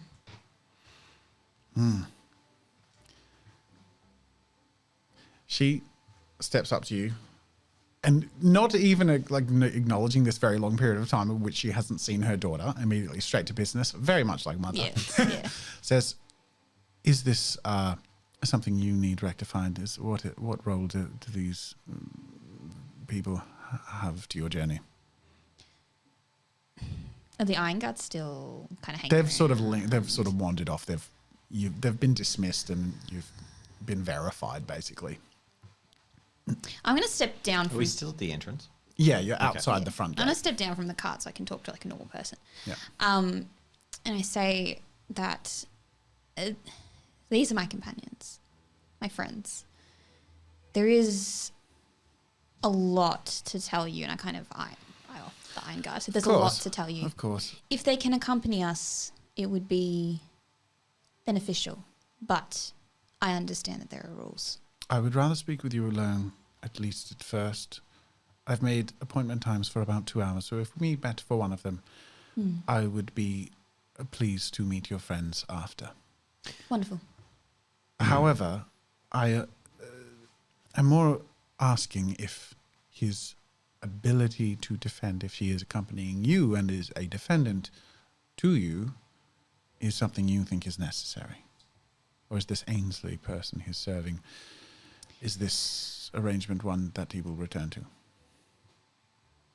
Well, he's not actually tied to me, and I point to Delvin. I say he's to protect him. So, Forgive me for speaking out of turn, my ladies. And you are? I'm Delvin. I am a companion and friend to Catalina. An honor to be such a person. But I worry that this companion of ours who is, well, I'm sure Catalina will fill you in, but the short of it is he's being currently manipulated thanks to his status as owned goods, which I personally find a disgusting status that anyone could have inflicted upon them by the same person who is currently being a bit of a bane in your daughter's life. So I wouldn't be doing him any favors if I was the one to make the decision, but of course, it's not my decision to make. She sort of turns past you back to Catalina. Quite an outspoken one, isn't he? The long and short of it, I'm trying to gather is, do you want the big man to have a big weapon or not? And do you trust him? of course. And you? I can arrange for it to be sorted while you're here, is what I'm saying. If you have an hour spare. Right. Well, I'm not one for those ownership arrangements, so, Brick, Yes, Delvin. can we trust you? With your life. Sort it out amongst yourselves. I'll make sure they're ready to register you if that's something you're interested in. Catalina, follow me. She walks away. I tuck my head into I'm the... sure your men can park the cart. I tuck my Certainly head... they're capable at least of that. Sorry, go on. You would think anyway. Yeah. I tuck my head into the cart and I look at you, Delvin, in particular, and say, is there anything that you need? This is all about your dad. Get him safe. This one's on you. But Mm-hmm. your mother. Look, I'm going to be honest. I don't expect her to give a two shites about some mum in the barrows. If you go in there on your knees, I don't think she's the type that's going to give you what you want. But if you go in there as a daughter asking a mother to save her husband, I think she might just be able to do that. So I don't want to over ask. You sort yourself out, Kat. And your dad. Give you a nod and look over at Brick as well and give you a little nod. And close the door. And I follow. Okay. Me and Brick. You're going to have to do a ride pilot check to get this thing in there. Unless Brick, you want to park this? Slap the side of it. I will leave it up to someone a bit more accomplished with the task. Right. And is that me then? All right. Is it? Make your check. Good luck. I'm going to say challenge level 2. This is uphill and it's heading into... This is not at this point, easy paving. One This is success. Old paving. One success. Okay. I'm not very good at this. All right, I'm going to destiny roll. You're paying How for this. badly it 20 goes. is fine, 1 is not good. And 15. Okay, all right. It's more than just the display of a lack of competence that happens that isn't great. It's really clear. Like The at this point, 17-point turn. Did you roll Yeah. your bonus? I No, think your we've magic's lost the bonus gone. now. you've lost the bonus. Yeah. It's the Well, what's the 50-point day? cart turn. No, I said it was like a few hours. Oh, okay. You get in there eventually. It's a bit of an Austin Powers. They're sort of back and forth a little. You need that fifth horses wheel. too. Yeah, the horses don't back up gracefully, but you're sort of forced to at one point or other. And a couple of the Iron Guards laugh, and a few of the others look pretty disgusted and walk off. It's like you overhear some mumbling about the sort of rabble that a Thanisian can get let into their, Wow. their city, Racist. that sort of thing. And then eventually you're able to step out. I think we should probably linger with you guys for a little bit, just because it's going to get a little more political. So, one of them walks up to you both and says, Madame Fleur said something about registering one of you as a protector. That would be this one. Is that something that you're doing, or Right, yes. If it is willed by my owner. But if it is going to be useful, Well, what's the parameters of this? he basically explains it's basically a demonstration of your capabilities, a registration of the weapon and its use itself, yourself as a bodyguard, and it's basically so they can have a ledger for people who have weapons on them in public and what their skill set is, and so that basically they can keep track of where people who have weapons are when they're in cities, so that if there are any problems, they know how to respond accordingly, but also they can be utilized in certain circumstances if needed. Right. So we can get that written up weapon license for use in the protection of Delvin Overson. if that is what we are required to do, yes. Sounds good to me. Fine. He escorts you to look, everyone's very busy elsewhere. You notice like a lot of different sort of training. It's actually quite bustling in general. There's a lot of activity sort of picking up in this place, a lot of people training. You hear some distant shouts and some marches and this and that. It's a very militaristic place. You see even some large machinery and weapons and stuff that the common people will not see in their lifetime or be aware of. So it's pretty clear this is not a place that civilians are allowed to enter. So it is only through a very strong connection that you've been allowed in there, and the fact that she has instructed them that you were able to do this, that he's bothering you, taking you anywhere. Mm-hmm. He explains sort of how it works, the purpose of it. It's dedicating your weapon to the person you're guarding, and also a neutrality, if not loyalty, to protecting the king's cities. So it's not becoming a guard or anything, but it is like protecting the people at large as well as the person. So you're registering as a protector of the person you're protecting and people. It's almost like a freebooting militia.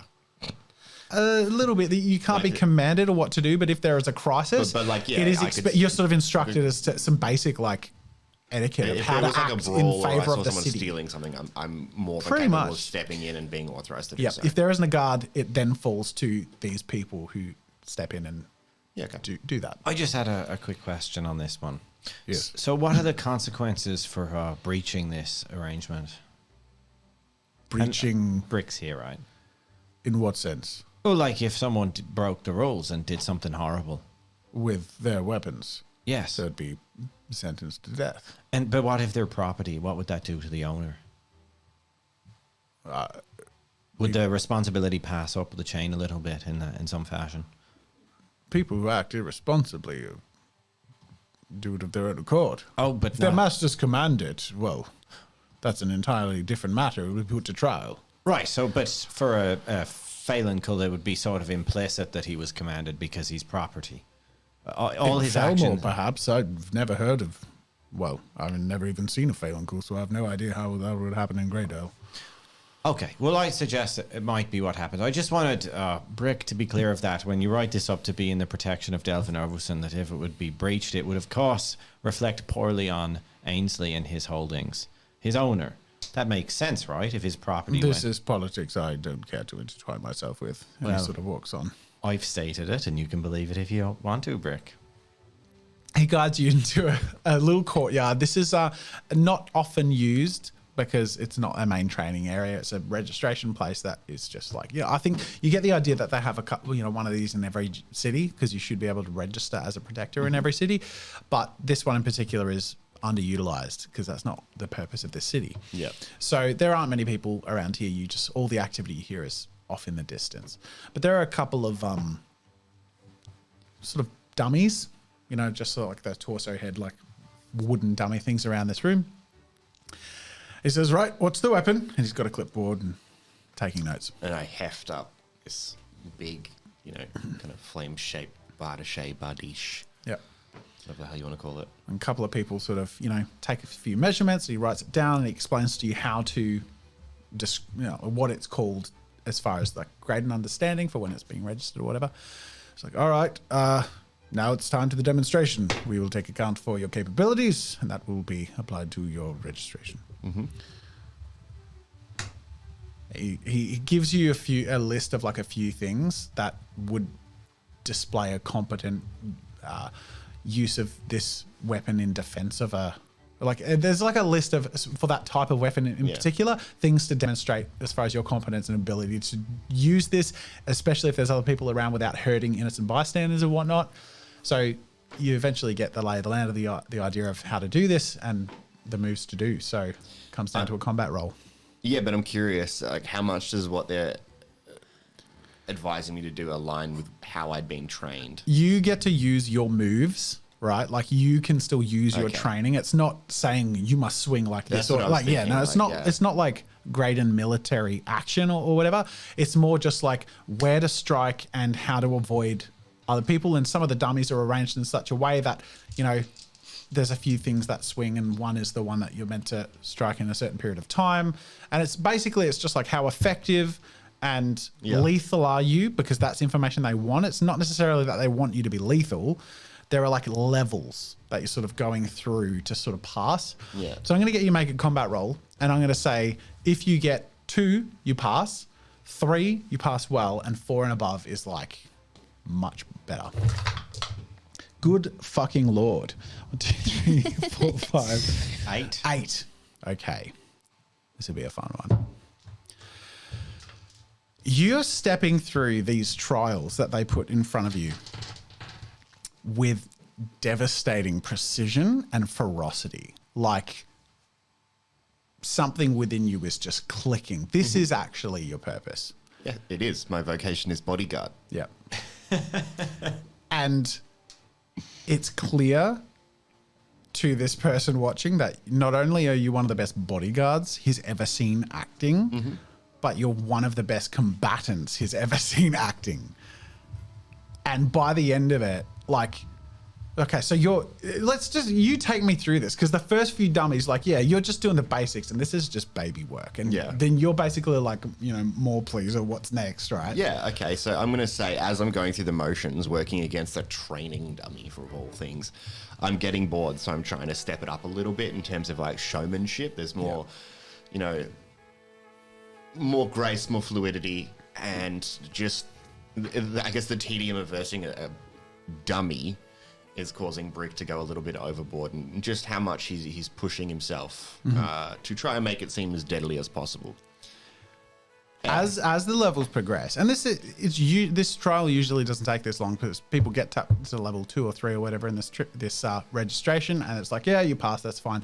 But it's like, okay, well, what else can you do? What else can you do? This is, by this stage, it's past competency, and it's more like, holy shit, how far does this rabbit hole go, right? Yeah. So as it develops, there's a slow gathering of some soldiers. Like at one point, there's like a sort of squad sort of jogging around in their armor, doing some weight training and whatnot. And they sort of diverge just by pure, like, this never happens. Yeah. This was just like an out of the way running route. And by the time you're like reaching the end of this trial, there's 3 dozen, like, there's, why did I say 3 dozen? 35-ish people standing around this area.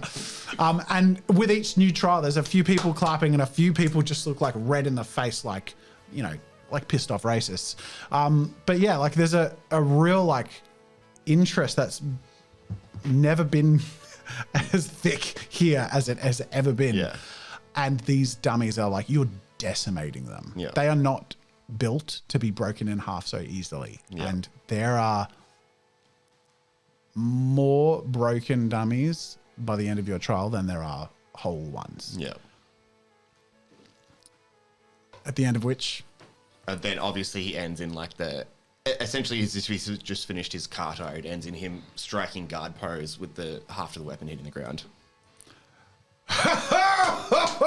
and he's like, he claps and a few of them like shake their head and walk away. And it's like, you overhear one of them like, did away they let beasts like that in these walls. And several others are laughing. And one of them's like, nudging another one or whatever.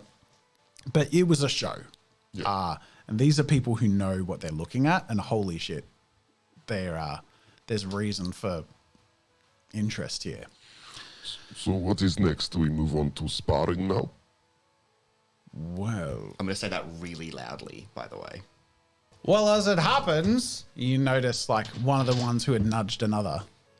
Matheson Awkward's got a standing reign over the quarterstaff battles that he keeps rubbing in our faces. And the captain, one of the Iron Guard captains who escorted you here, not the same one who let you in the gate who was a dick. This one is a little more amiable. It's like, yes, it is a tradition our men have, but not one they've engaged with anyone outside of the guard. No one's been near competent enough. How much of that is that weapon that you wield, and how much of it is you? My kind of training in most weapons, but I am most proficient in this one. I see. I'm going to put it this way. You're registered, but good God, that's fun to watch. And Matheson needs to be put in his place. And then a few of them like, oh, like, nudge him, or like one of them like punches him in the back. And you notice who Matheson is. He's big. He's actually bigger than you. Like for a Graydon, 7 foot, like think the mountain. He's fucking huge. Real big. So he's like, and he's an Iron Guard. So he's like really, like I wouldn't say he's ranked. He's probably too rough and boisterous to rise up the ranks. He's not got enough of the politics. Yeah. And they're sort of shoving him, and he sort of like steps forward. Is like, all right then, I can take a Phelan cold or coldish or whatever they call you cunts. And he like tightens his gloves. I lean into a guard nearby me, and I pull out a coin, and I go, 1 coin on Matheson.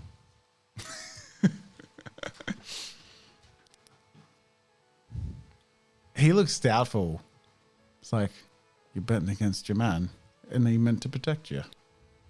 Right, but he fights with a Bardiche, and you're in a quarterstaff battle. Deal. Cool. He just wants to see if your guy wins. So it's like, it's a coin, Does quarterstaff fall into medium or large? Or reach? I'm going to say large. Okay. You're trained in reach, right? I'm trained in both. Okay. Cool. Okay. So flying from the side, like it's almost thrown at him, and he just grabs it like before it hits his face, and he's like thumps it on the ground. He's like, all right, Skinny. And he throws it at you and grabs another one. I likewise catch it with similar disinterest. I haven't been bested in 3 years. It has been some time since I've had a good sparring match. I hope I am not rusty. Likewise. And that, by this stage, he's like, you know what, though? I'd say at this stage, it's something of an event. He turns across to the captain and says, come on, let's take this out of this drab hole. We can put on a bit more of a show than this. It's been a while since we've had a good spar. And the captain looks like awkward and is like, looking down. It's later in the afternoon at this point. He's like, look, most of the training is done early, so things are sort of wrapping up and people probably would be heading to the tavern in a few hours or whatever. It's like, I suppose just this once we can finish a touch early. It's not often we see such a display. At least make it a good show then. And he slaps you on the shoulder and leads the way. Heads out to a more open training field where there are a number of people sort of wrapping up in their different squads and training and whatnot. A few people stretching and a few people sort of start some late afternoon sort of marches or repairs on a large machinery. But the point is there's a couple of hundred people spread out over a large area. And he leads you to the center of a bit of a field where it's like a bit of a running track and a few different weights and things that people throw around and whatnot. Question. Yep. So, while this massive distraction is going on in this fortress, I would like to have been watching very carefully the non-guard people, because it's a fort, so there's going to be people that aren't in full armor and guard plate, like people who do the tacking on the horses and all that stuff. And I would like to basically then slip in to look, even, grab a rough thing that's laying around, throw it over myself, slip into looking like I'm just working and I'm one of the workers in this big fortress. Okay, and make an infiltration check. Challenge level 4. That is one success. Yeah, that was very bad. It's my rolls, baby! Where are you going then? Says one of the average, iron guards.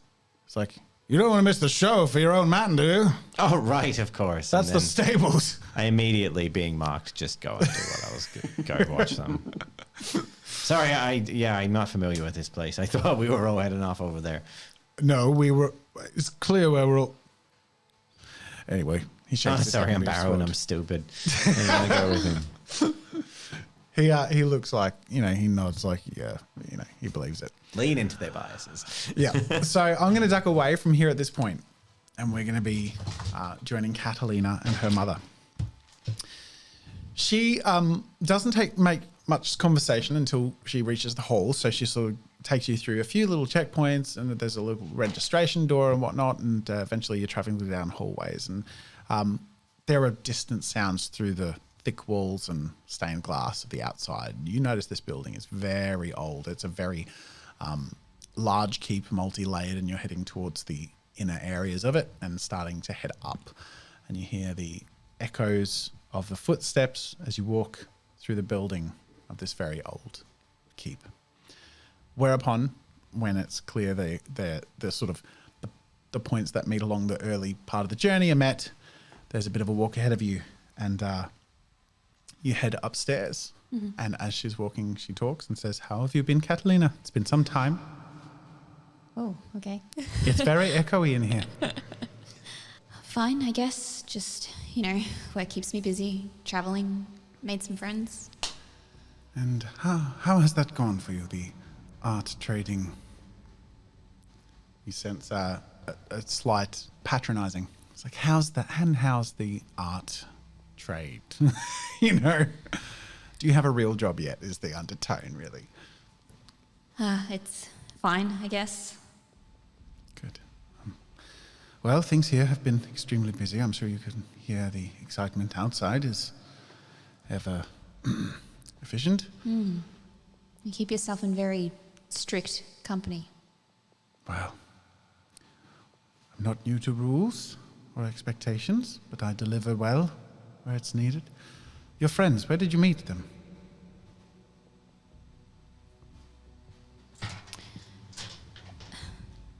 Various places, I suppose. I trust your judgment to know enough to know that if you trust them with your safety, then they would be good company for your protection. But these are interesting times when it comes to biases.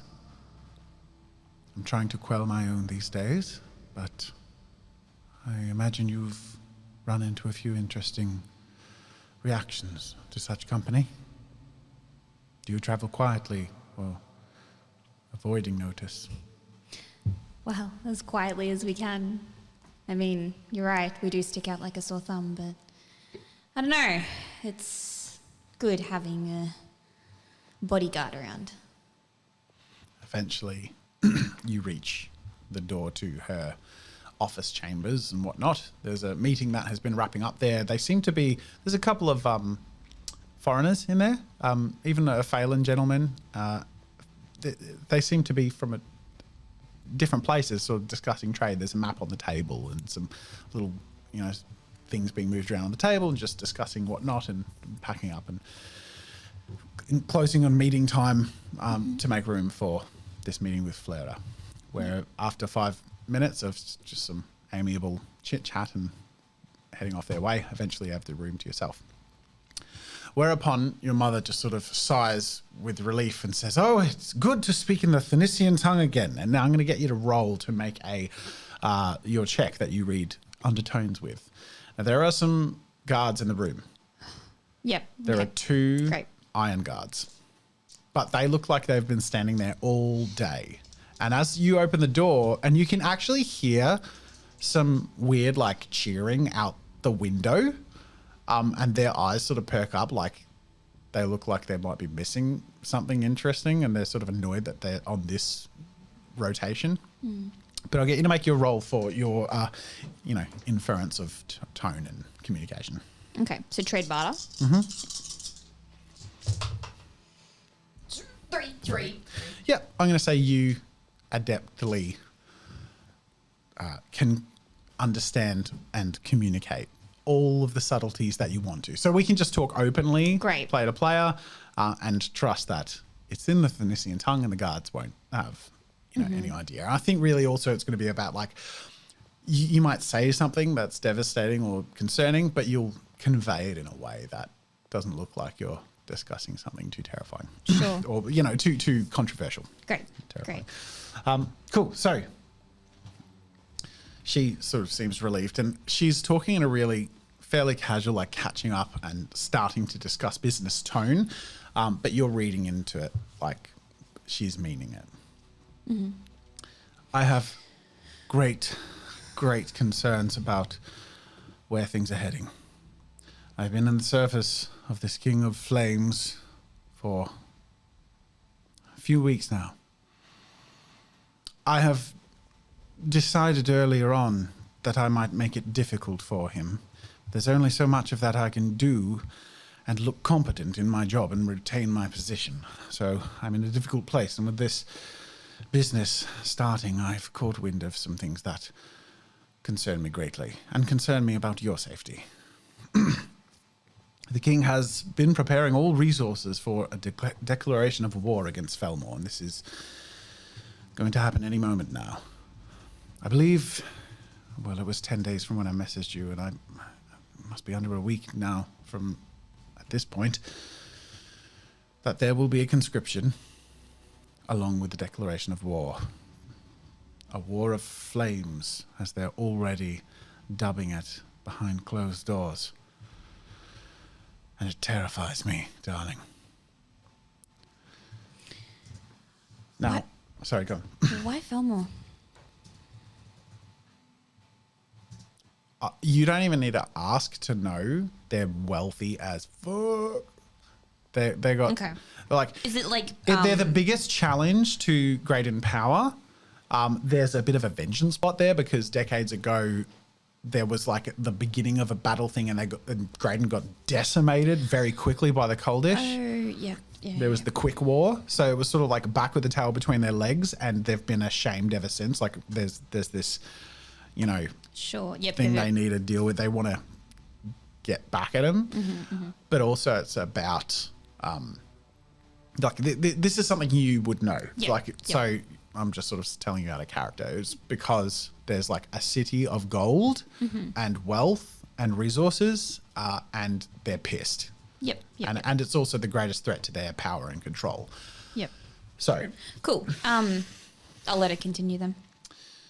now Phoenicia naturally will declare neutrality in this war and withdraw, meaning, of course, with a conscription, the Nician hand and help that is not in aid of maintaining a neutral stance with Phoenicia will be withdrawn to our homeland. This, of course, means you and many of the helpers that Graydens have become accustomed to, which will be interesting to see how they pivot. I believe there may be a conscription not only of military power, but of military assistance. Suffice it to say, my role as the head of goods and trade has been to move pieces into place so that dominoes may fall. This is very difficult to do in such a way that they won't fall efficiently, because I clearly do not want them to. But I'm stuck between a rock and a hard place, and I'm also concerned for your safety. But all this stuff with magic going on, and I'm fearful. I'm fearful for the future, for us, and for the people of Felmore. And frankly, the people of Greydale. I don't think they know what they're getting into. They failed before at this, and if they fail in such a big way, this power this king is claiming is going to his head. He's roaming the walls of IRONSPIRE, going crazy and shouting and using his power and bursting flames here and there.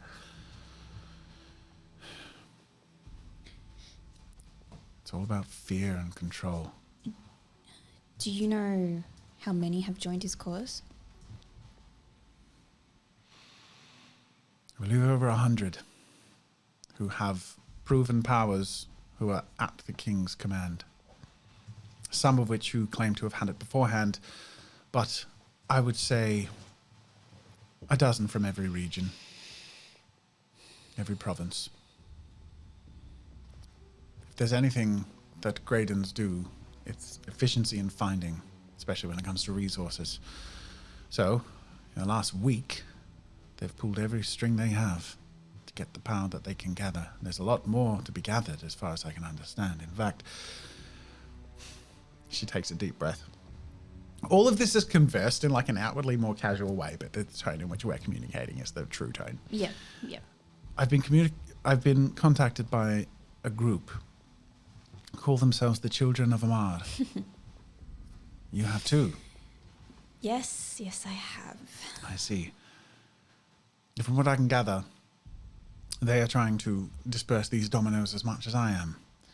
The 100 that the king has to his call, I believe there's 2 for every one that the king has that Thunisia has tucked away under its belt and off. In most cases, the young or the vulnerable are out of harm's way, but it's a challenge, most of which seem to be unknown to the king and his men, but some of which have been excused for Thunisian study, which he's been convinced of. Do you believe their cause? I don't know. I've been working with them since the great declaration of this King of Flames a week ago, simply because it's the most surefire way I can see to work against this goddamn king. And somebody's got to make that one fall. And it isn't me. Alrighty.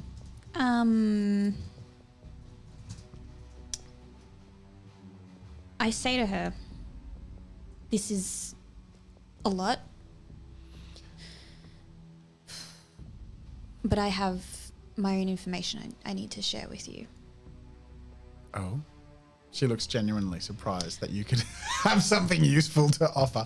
She's literally like telling you something to... You get the idea that she's being protective. This is the most mothery she can be, which is like, you might die or be in harm's way, so I'll at least tell you to go home. But that's that's the affection that's as affectionate as you've seen her be. I want to read emotions on the guards. Okay. You can read the room if you want. I'll say challenge level 1. Sure. 2 6. Okay. Yeah, look, the guards are very disinterested. Cool. They've just been listening to politics all day and they've tuned it all out. It's all been in different languages, so there's zero emotion other than complete and utter boredom and frustration. Okay. And your mum is tense, but like there's a lot of emotion there that she is so good at controlling. It's like the control you feel when you wrap around and manipulate someone's emotion. It's like she has that intensely of her own will. She's wrapped around this insane stress and fear and hate, and even love is just bound in a wheel of steel. Okay. I flick my eyes over to the guard and hope that she realizes that I'm kind of signaling to like look at them or pay attention to them. I'm going to shift their emotion. I'm going to try and shift their emotion to become kind of angry at each other. Like, all right, like they don't, like they're going to maybe start a fight, but not with to that each degree. other. Yeah, like they're kind of like, I want them to be frustrated at the fact that they're there and kind of start causing a bit of a scene. Maybe start talking to each other. Okay. All right. I'm going to say challenge level 2 twice. Once to shift and once to amplify. Okay. Oh, second time to amplify. Cool. Challenge level 2. Okay, so you lose 1 mana. Yep. But you adequately grab their board state and move it. You push it to a state of frustration and then anger. But it's sort of deep. It's not going anywhere, but you just sort of see them sort of fidgeting, and then they glance at each other like annoyed at each other's gaze. Yeah, so I definitely want to amplify that they start becoming So you've got frustrated 2 dice, at each challenge other. level 2. Oh, what is this? Smashed it. Yes. Now, you know enough to maintain your cover by keeping conversation flowing with your mother. So you're just sort of generally keeping it moving and subtle, and probably even leaning into being boring. Yeah. What do you talk about Well, as your the cover? weather in Tunisia must be beautiful. She at this time notices of like year. you completely switch to something else, but you've gotten her attention. I'm going to give her a perception check. Challenge level 3. She smashes it. So she knows exactly where you're directing her attention, and she is keenly like watching the reflection in one of the steel like thingies on the wall and seeing their like their movement until eventually it seems like they've sort of they've been, a few feet apart. Eventually they're over like near each other and they start shoving each other, and they slowly and then all of a sudden completely lose control and are not aware at all. Like they have no, like, when you get so enraged that there's no reason that you just start lash out or you shout things you regret. Very sudden, like it's like this builds up and then they nudge each other and they're just like, one of them makes a remark that seems to cut to the core of something he knew about this other person, or like maybe they did have a grudge, or I don't know, but they seem really adept at firing each other up. Bam, bam, bam, bam, bam. Like it's escalating like super quick. And all of a sudden they are fist fighting. Like weapons drop, they're just punching, smashing into each other. Cool. Oh my gosh. That was a destiny roll of 3. And eventually one of them slams the other against the wall and actually shatters an interior like glass cabinet. Yeah. Okay. And they're both like quite shocked, but they're still like holding like such anger. And your mother says, "Men, take your filthy fight outside." Yeah. As soon as she commands them, I just drop what I've done. Just completely. Just drop it. You let it go? Let it go. I'm going to say that's another challengeable 2. Challenge number 2? Okay. Yeah. Okay. You burn another mana. Unless you spend a destiny point. No, I've only got 1 left. No, it's not worth it. Yeah. But you de-escalate as quickly as you escalated. Yep. And they look like confused and angry and like, "We can't leave it. We're on guard. Great job you're doing guarding me, you lummoxes. What is going on?" "Well, he just said that." And they start bickering and she's like, "Silence! Clearly we can't discuss our politics in privacy without you Graydon beasts having at it. Step outside the doors." And they like look ashamed, and they know they're breaking the rules. They're breaking their watch, but they also know they way worse broke the rules by just having a massive fucking fist fight and a political discussion. Yep. So they walk out with their tails between their legs, just like, and they're shoving each other all the way, but also not quite seeming to know why they are. Yeah. And she looks at you wide-eyed as the door shuts, and she said, She says, "You did that, didn't you?" I don't say anything. That is interesting. Turns out you're more skillful than I could have imagined. And you've met these people. Did they teach you? I want to read her emotions again. Go for it. Challenge level 1. You have 1 dice. I will spend the destiny. I'll spend you the spend destiny. the destiny. Okay. Yep. Okay, so you keep your 1 mana, and you read in full clarity awe and pride and fear.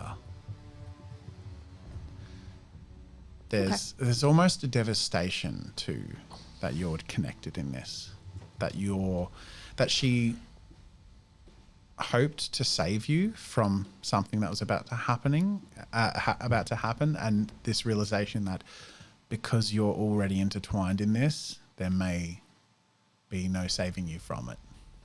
Okay. And as a mother, maybe that's one of the things she took pride in, was saving you from at least conflict. Maybe she didn't trust your competence, and maybe she used it like that as the reason, but it was her protectiveness. So you sort of feel that there is a tenderness there, but it's also surrounded by shock and awe. But you looking at her face, and it's just sort of tight as she. Okay, I don't sense any deceit from her, right? Or do I need to roll for that separately?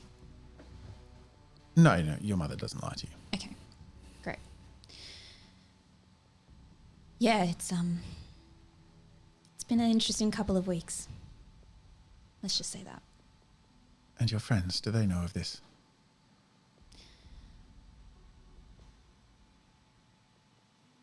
Yeah, they do.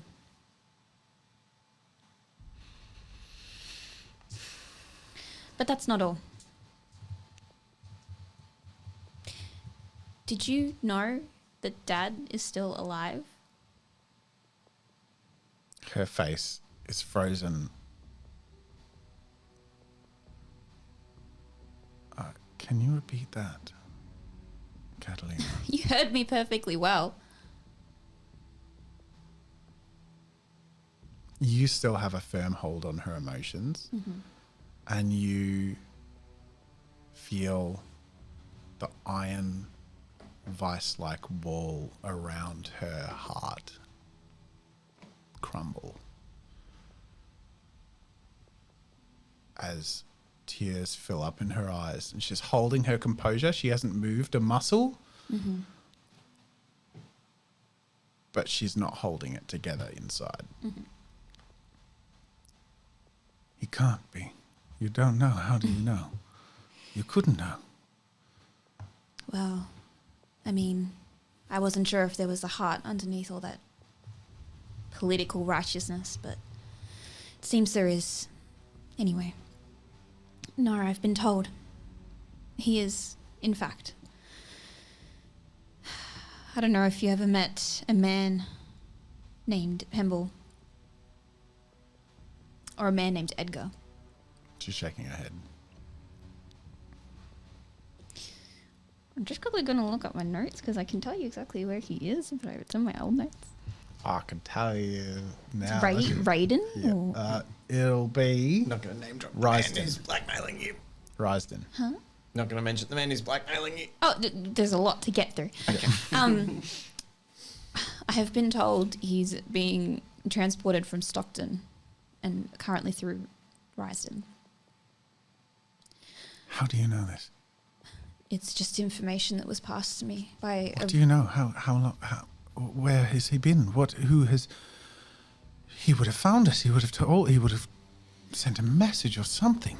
I'm sure, if he was capable, he would have done something. I haven't been able to look into this. There's more. She's starting to breathe deeply and she's struggling. She's turning slightly, and she signals for you to continue talking, but she's just starting to slowly hyperventilate a little bit. I apologize. I understand that this is... No, go on. Tell me whatever you know. Keep going. Do you know a man by the name of Ainsley? I'll destiny roll this one. Yes, only by virtue of the fact that he's a very strong trader in Geldvale.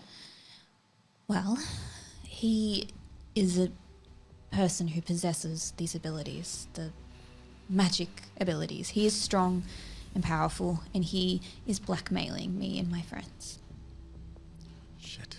He is the one who told me Dad is alive, and he would kill him. Strange in my line of work. Some of the most powerful people I've met are people in trade connections, not political ones. She laughs and rolls her eyes, mentioning the king and the people she works with. Oh, God.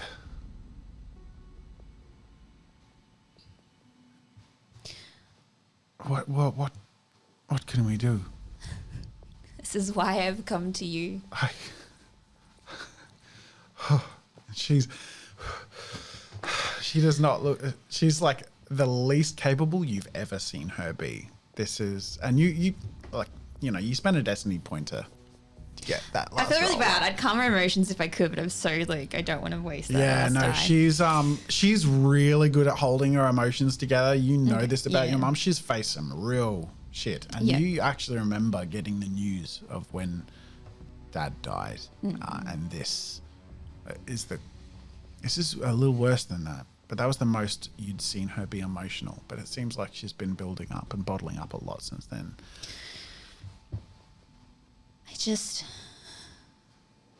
For the first time in my life, I feel so and utterly, completely helpless. Well, maybe not the first time, but anyway. I come to you to tell you this because it's something that could not be said over a letter. No, of course not. We need to find Dad, ensure his safety. My friend has a mother in the Barrows. Her life is threatened as well. I'm already stretched so thin. But if truly my dearest is alive, I would do anything to see him again. She says, like her voice cracking as she says it. There is just one last thing that I need to know.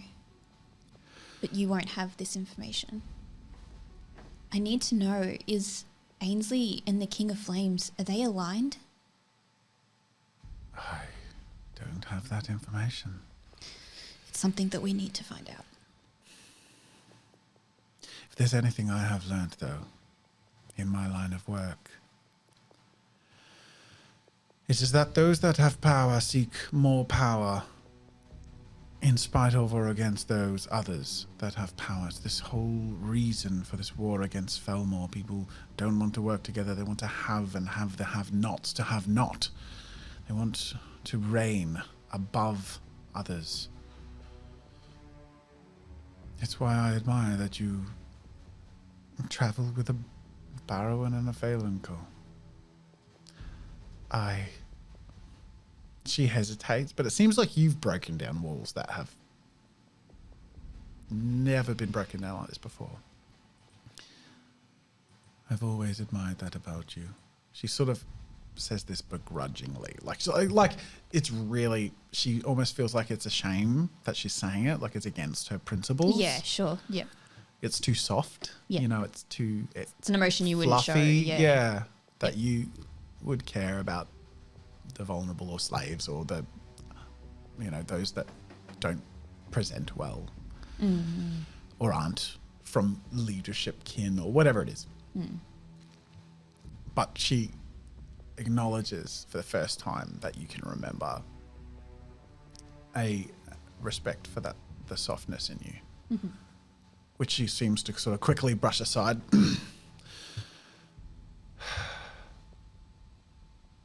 I don't know what I can do except. How long do we have? 5 days? And your companions, they're privy to all of this. Yes. Well, then they should be a part of the discussion.